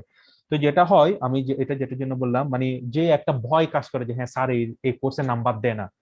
যারা নতুন আসো বা যারা এই ধরনের প্রবলেম ফেস করতেছো, একদম ফ্র্যাঙ্কলি বলতেছে ভাই, তুমি যদি লিখো এখানে তোমাকে কেউ আটকাইতে পারবে না।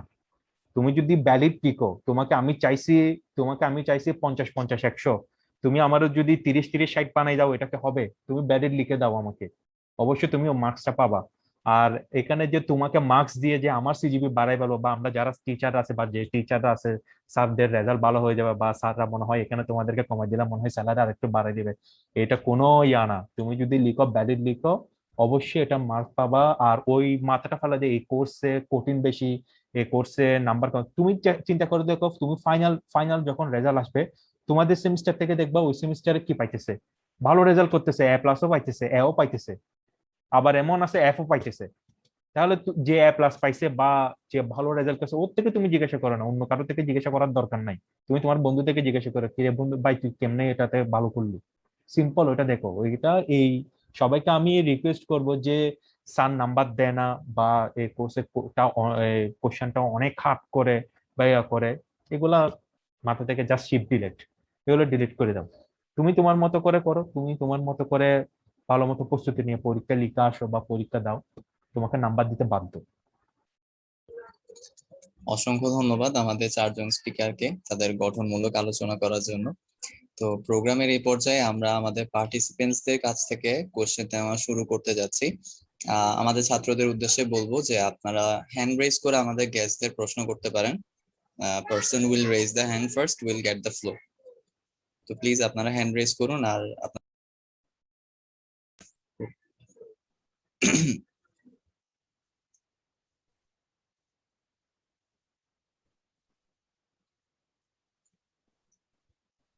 জি, আব্দুল্লাহ আফিক, আপনার প্রশ্নটা করতে পারেন। আসসালামু আলাইকুম। যে আপনি কাকে প্রশ্ন করতে যাচ্ছেন? জি, আমি হচ্ছে হুমায়ুন কবির স্যারকে একটু প্রশ্ন করতে চাচ্ছি যে আমাদের ধরেন আমরা হচ্ছে আমি সিসি ডিপার্টমেন্টের সেকেন্ড সেমিস্টারে আছি আর কি বর্তমানে। এখন হ্যাঁ, হচ্ছে শুনতেছি আমি।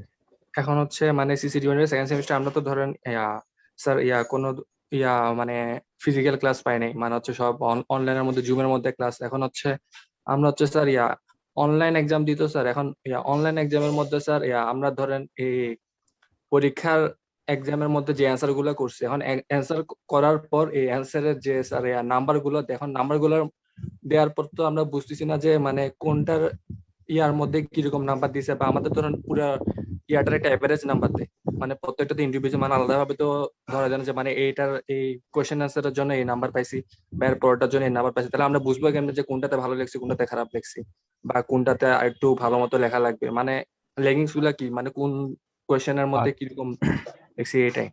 আচ্ছা, বুঝতে পারছি। যদি আমি বলি, তোমরা যখন কোশ্চেন পাও, ওইখানে কোশ্চেনে কিন্তু ধরো যদি কোশ্চেন 1A থাকে, 1A 1B 1C ওভাবে মার্ক থাকে, ঠিক আছে? কোশ্চেনের পাশে মার্কস করা থাকে।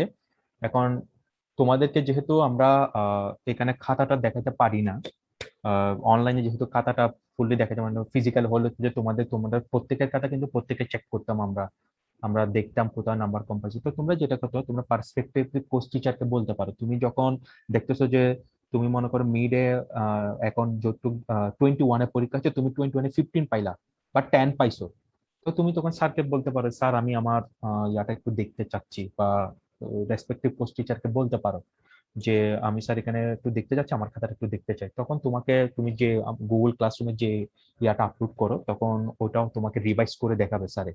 এটা হয়তো দেখা যাচ্ছে যে সেদিন ক্লাসে না দেয়, পরবর্তী একটা শিডিউল দিয়ে তোমাকে দেখাবে, তুমি স্যারকে ওটা কোশ্চেন করলে ওটা দেখবা। তখন তুমি যখন দেখবা, যখন স্যারের এন্ড থেকে তোমাকে ওটা স্ক্রিন শেয়ার করে দেখাবে, তখন ইয়া করবা, মানে তুমি তখন দেখতে পারবে যে কোথাও তোমার মার্কটা ডিটেক্ট করা হয়েছে বা মার্কটা কাটা হয়েছে, ওটা তুমি বুঝে নিতে পারবা। যেমন আমি আমার কোর্সে করে থাকি, আমার প্রিভিয়াস সেমিস্টারের কোর্সে এরকম কয়েকজন যখন কিউরি করছিল যে এরা মার্ক কম পাইছে মিডে, তো আমি তখন এদেরকে যাদের যাদের প্রবলেম আছে বলছিল, আমার সাথে ডিসকাস করতে বলছিলাম, আমি ওদেরকে ওগুলা নিয়ে বলছি যে হ্যাঁ তোমার এখানে আমি এটা চাইছি, বাট তুমি অ্যান্সার করছো এটা, এই জন্য তোমার এখান থেকে মার্ক কাটছি। আমার কোশ্চেন তুমি আনসার পাইছো তোমার কোশ্চেন? জি স্যার, ধন্যবাদ। জি স্যার, পাইছি স্যার। ধন্যবাদ আব্দুল্লাহ আফিক আপনার প্রশ্নের জন্য। আশা করি আপনি আপনার যথাযথ উত্তরটি পেয়েছেন। এরপরে আমাদের মাঝে দেখতে পাচ্ছি এমডি রাকিব, তিনি হ্যান্ড রেজ করেছেন। এমডি রাকিব, আপনার নাম এবং সেমিস্টার বলে আপনি প্রশ্ন করতে পারেন। আসসালামু আলাইকুম স্যার, আমার নাম স্যার মোহাম্মদ রাকিব স্যার, আমি থার্ড সেমিস্টার থেকে স্যার। স্যার আমার কোশ্চেনটা হচ্ছে স্যার, এখন আমরা স্যার বর্তমানে স্যার অনলাইনে ক্লাস করতেছি, তো স্যার আমাদের পড়াটা স্যার সীমিত আকারে, আমরা যেমন স্যার ভার্সিটি ওপেন থাকতো বা আমরা ফিজিক্যালে যেতাম, তো স্যার আমরা লাইব্রেরি থেকে বই নিয়ে বা একটা একটা টপিক্সের উপর একটা বই থেকে না বুঝে আরো 2-3টা বই পড়লাম, ওইরকম সুযোগ থাকে। কিন্তু অনলাইনের মধ্যে এই জিনিসটা মানে খুব কম হয় আমাদের। তো স্যার এই ক্ষেত্রে আমরা কি করতে পারি? আরেকটা কোশ্চেন হচ্ছে, আমরা যে স্যার এক্সাম দিই, তো স্যার এক্সামের মধ্যে আমাদের স্যার লিখ স্যার আমি পারি, কিন্তু স্যার অনেক সময় আমি ফুল অ্যান্সার করে আসতে পারি না, তো স্যার তখন কি করা উচিত হবে? এটা স্যার আমি হুমায়ুন কবির স্যার থেকে জানতে চাচ্ছি। আচ্ছা, প্রথম কথা হচ্ছে রিসোর্সের কথাটা, যে তোমরা ফিজিক্যালি হলে লাইব্রেরি থেকে অনেক বই নিতে পারতা, বা এখন যেহেতু ফিজিক্যালি যাইতে পারতেছো না, তখন কি করবা? তো এটা আমি শুরুতে বলছিলাম যে অনলাইন রিসোর্স, যেমন যখন কোনো একটা টপিকস তুমি পড়বা, তুমি ধরো মনে করো আমি তোমাকে এক্সট্রা টপিকস পড়ালাম, এটা তুমি বুঝে নাই, তুমি সিম্পলি ওটা যদি একটু টিউটোরিয়ালে সার্চ করো, অনেকগুলো টিউটোরিয়াল পাবা। অথবা এখন তোমার যদি আরেকটু হয়, পিডিএফ ড্রাইভ দিয়ে একটা ওয়েবসাইট আছে, পিডিএফ ড্রাইভ বলা হয় এটাকে। এখানে মানে ওয়ার্ল্ডে যত বই আছে, সবগুলা সফট কপি এখানে আছে, ম্যাক্সিমাম বইয়ের সফট কপি। হয়তো যেগুলো হচ্ছে যে তোমার মানে একেবারে একটু সিকিউর বই, যেগুলো হচ্ছে যে তোমার মানে ইয়া করা হয় নাই, ওই বইগুলো তোমরা মানে ওখান থেকে নিতে পারবে না। তো তুমি এরকম চাইলে সেম কোর্সের যদি, যেমন কোন একটা কোর্সের নাম দিয়ে, যেমন ইলেকট্রনিক্স মেজারমেন্ট বা সিগন্যাল সিস্টেম বুক লিখে যদি সার্চ করো, এই টপিক্সের বা এই রিলেটেড যত বুকস, সবগুলো বুকস তুমি ওখানে পেয়ে যাবা। ওখান থেকে তুমি 2-3টা বই কি করো, নামানোর পরে তুমি যে টপিক্সটা, মনে করো আমি তোমাকে একটা টপিক্স পড়ালাম, এটা তুমি প্রথমে একটা বই দেখলা, এই বই দেখতেছো যে তুমি বুঝতেছো না, একটু ডিফিকাল্ট করে দিচ্ছে, তুমি পরবর্তী সেম টপিকটা অন্য একটা বই দেখো হ্যাঁ এই বই একটু ইজিলি লিখছে, তো আমি বলবো ওই বইটা ইজি, ওই বইটা স্টাডি করতে পারো। যেহেতু এখন অনেক সময় আমাদের আরেকটা প্রবলেম হয়, বেশিক্ষণ পিডিএফ পড়তে ইচ্ছে হয় না। তো এখন তো আমাদের যেহেতু সবকিছু অনলাইনে হচ্ছে, নিজেকে একটু ইউজ টু করতে হবে পিডিএফটা পড়ার বা ইয়া করার। আর যদি পসিবল হয়, যদি তোমাদের ক্ষেত্রে পসিবল হয়, যেহেতু এখন প্যান্ডেমিক সিচুয়েশন বা বাইরে যাইতে বলতেছি না, তোমরা যেমন আমাদের ক্ষেত্রে আমরা করতাম কি, ইউনিভার্সিটি থেকে 4টা বই নিতাম, বাকি যেগুলো রেফারেন্স বই যদি যেটা মনে হতো আমার এই বইটা একটু প্রয়োজন, সেটা আমি করতাম কি, আমি লাইব্রেরি থেকে কিনে নিতাম, চকবাজার বা এখানে আমাদের অন্যান্য যেখানে পুরানো বইয়ের যে লাইব্রেরি আছে ওখান থেকে আমাদের বইগুলো আমি কিনে নিতাম। ইভেন কি আমার কাছে অনেকগুলো বই আছে, যেমন যে বইগুলো আমাদের মূল রেফারেন্স বই, যেখান থেকে হচ্ছে স্যাররা সবসময় পড়ে বা অনেক সময় বলবে এই বইটা আমি এখান থেকে পড়বো, ওই বইটা আমি একেবারে কিনে ফেলতাম, সেটা লাইব্রেরি থেকে নিতাম। তো লাইব্রেরি থেকে করতাম কি, লাইব্রেরি থেকে অন্যান্য রাইটারের বুকগুলো নিতাম।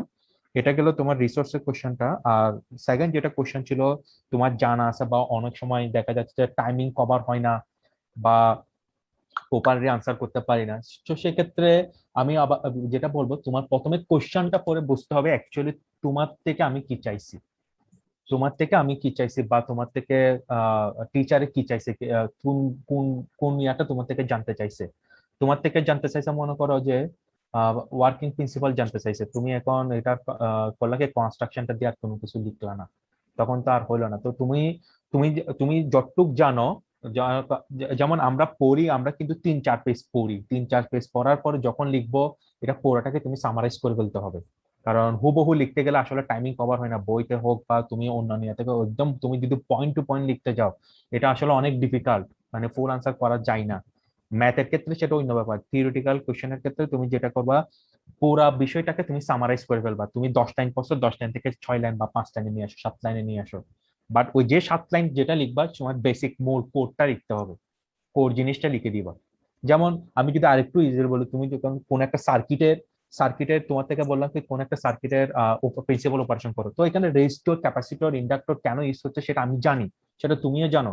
এখন রেজিস্টারের মধ্যে যদি কারেন্টে যায়, সেখানে যে এখানে একটু ড্রপ হবে বা এখানে কি হবে, তুমি ওই পয়েন্টটা লিখে দাও, হ্যাঁ এখানে R1 R2 রেজিস্টারের মধ্যে যদি এরকম কারেন্ট যায় তাহলে এখানে এরকম প্রবলেম হবে, এটা মানে দেন এরপর হচ্ছে যে এটাকে মিনিমাইজ করার জন্য সেজন্য এই ক্যাপাসিটর, সিম্পল শেষ।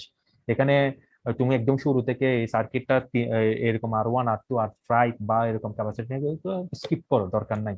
সেটা আমিও জানি, তুমি যদি মূল কোডটা লিখে দিতে পারো, আশা করি তোমার ফুল মার্কস পাই যাবা। প্লাস যদি একদম ফুল মার্কস যদি নাও পাও, একদম ম্যাক্সিমাম মার্কটাই তুমি পাবা, 4 এর মধ্যে 3-3.5 এরকম পাই যাবা। হ্যাঁ পাইছো, তুমি আমার কোশ্চেনের আনসার পাইছো? জি স্যার, তোমার কোশ্চেন থ্যাংক ইউ।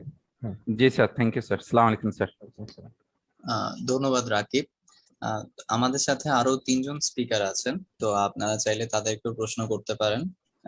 এখন আমি দেখতে পাচ্ছি MD Sanjid Alvi hand raise করেছেন, প্লিজ আপনার নামটা বলে ডিপার্টমেন্ট সেমিস্টারটা বলে কোশ্চেন করতে পারেন। আসসালামু আলাইকুম স্যার, আমি মোহাম্মদ সানজিদ আলভি সিয়াম বলতেছিলাম স্যার।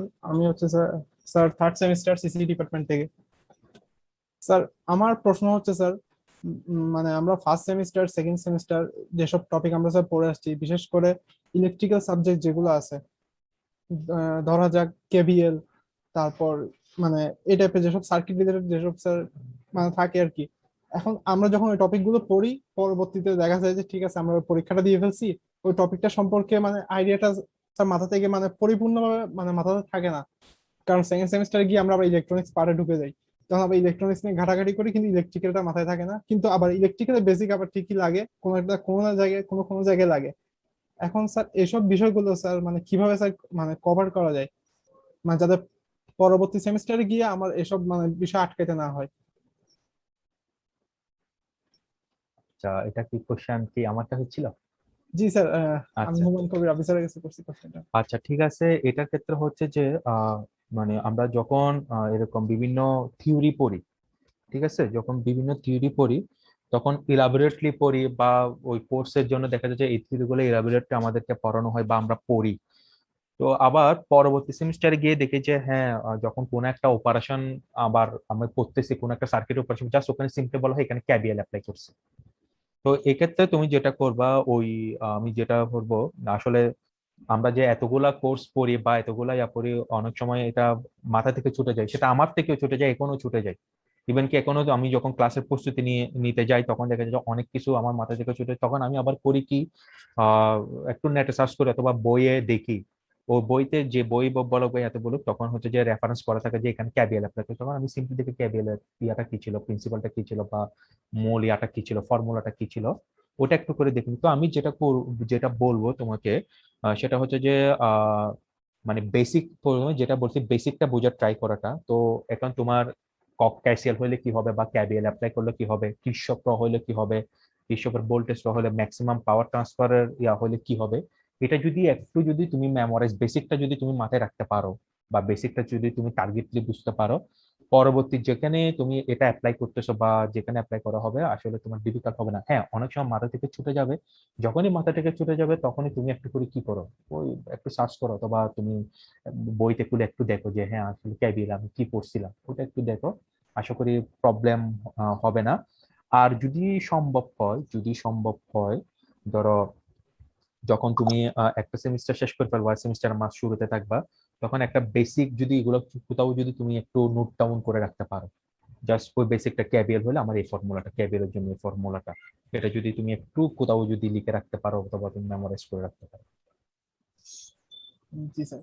স্যার আরেকটা প্রশ্ন হচ্ছে স্যার, মানে স্কলারশিপের ক্ষেত্রে মানে স্যার সিজিপিএ স্যার কিরকম ভাবে মেনটেন করা দরকার, মানে কিরকম সুবিধাটা পাওয়া যায় সেক্ষেত্রে?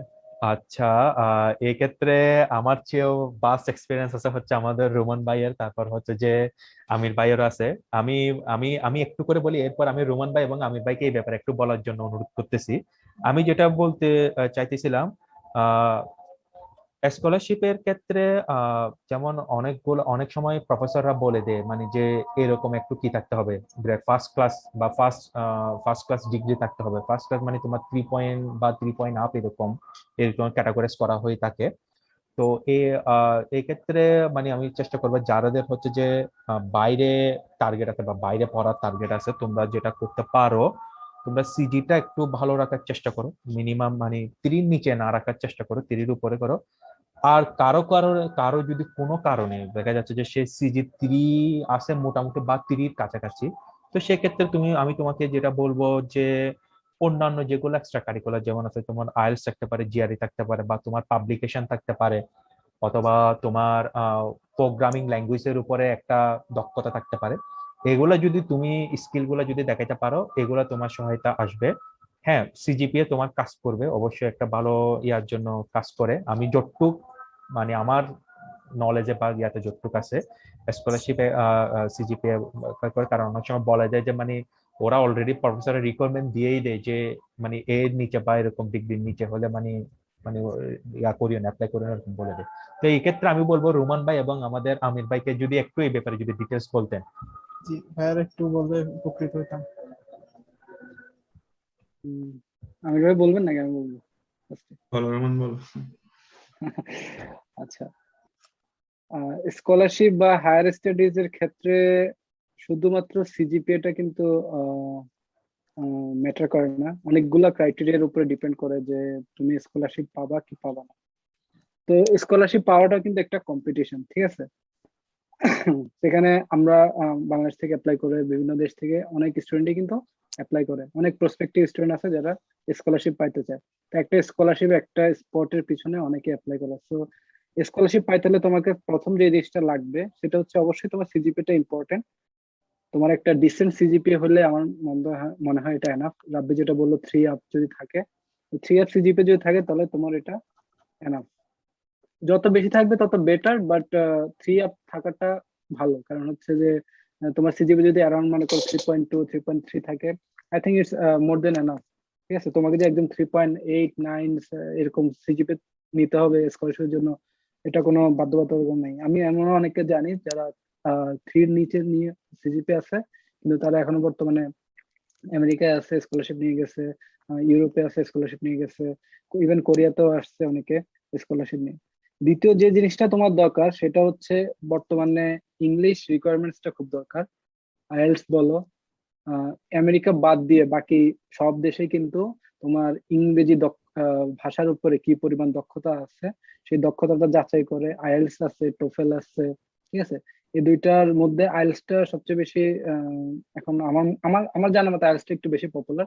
তো আইএলটিএস একটা ভালো রেজাল্ট যদি থাকে তোমার অ্যারাউন্ড 7 অথবা 6.5ও যদি হয়, কোনো ব্যান্ডে 6 এর নিচে না, তো আইএলটিএসটা যদি একটা ভালো স্কোর থাকে তাহলে সেটাও তোমাকে কিন্তু একটা স্কলারশিপ পাওয়ার ক্ষেত্রে আগায় দেয়। তৃতীয় যে জিনিসটা হচ্ছে তোমাকে ডিসাইড করতে হবে যে তুমি হায়ার স্টাডিজ যে করতে আসবা কোন সাবজেক্টের উপরে তুমি পড়ালেখা মানে রিসার্চটা করবে। আমরা হায়ার স্টাডিজ যখন করতে আসি, মাস্টার্স করতে যাই, যখন যাই, তোমরা যেহেতু আন্ডারগ্রেডের পরে মাস্টার্সই করতে যাবা, বা যদি আমেরিকা যাও কেউ তাহলে সরাসরি পিএইচডি তে এনরোল করতে পারবা। কিন্তু তোমাকে যে জিনিসটা তোমাকে ডিসাইড করতে হবে যে তুমি কোন টপিকস এর উপরে তুমি রিসার্চ করবে। সেই টপিকসটা তোমাকে যদি আগে থেকে তুমি একটু নিজে ডিসাইড করতে পারো, নিজে ডিসাইড করতে না পারলেও যদি আশেপাশে সিনিয়রদের হেল্প নাও বা টিচারদেরকে জিজ্ঞেস করো যে স্যার আমার কাছে মনে হচ্ছে যে এই টপিকসটা একটু ইন্টারেস্টিং, এটার পার্সপেক্টিভটা কেমন, বাইরের বিশ্বে এ নিয়ে রিসার্চ হচ্ছে কিনা, এটার কোনো ডিমান্ড আছে কিনা এই টপিকসের উপরে। তোমাকে ডিমান্ডিং একটা টপিকসও কিন্তু নিয়ে রিসার্চে কাজ করা উচিত। তুমি একটা খুবই ব্যাকডেটেড একটা জিনিস নিয়ে কাজ করতে চাও, সেটা অপরচুনিটি কিন্তু অনেক কম পাবে। তো বর্তমানে হট টপিকস হচ্ছে আর্টিফিশিয়াল ইন্টেলিজেন্স। তুমি বিশ্বের যেই জায়গায় যাও তুমি আর্টিফিশিয়াল ইন্টেলিজেন্স নিয়ে কাজ করতে পারবে। সো আমি সাজেস্ট করবো যারা এই মুহূর্তে 6 সেমিস্টার 7 সেমিস্টার বা 8 সেমিস্টার আছো, তারা আর্টিফিশিয়াল ইন্টেলিজেন্স রিলেটেড কোনো কিছু করা। কারণ আর্টিফিশিয়াল ইন্টেলিজেন্সটা হচ্ছে একটা টুল, তুমি তোমার রিসার্চের যে কোনো প্রবলেম আর্টিফিশিয়াল ইন্টেলিজেন্স বা মেশিন লার্নিং দিয়ে তুমি সলভ করতে পারবে।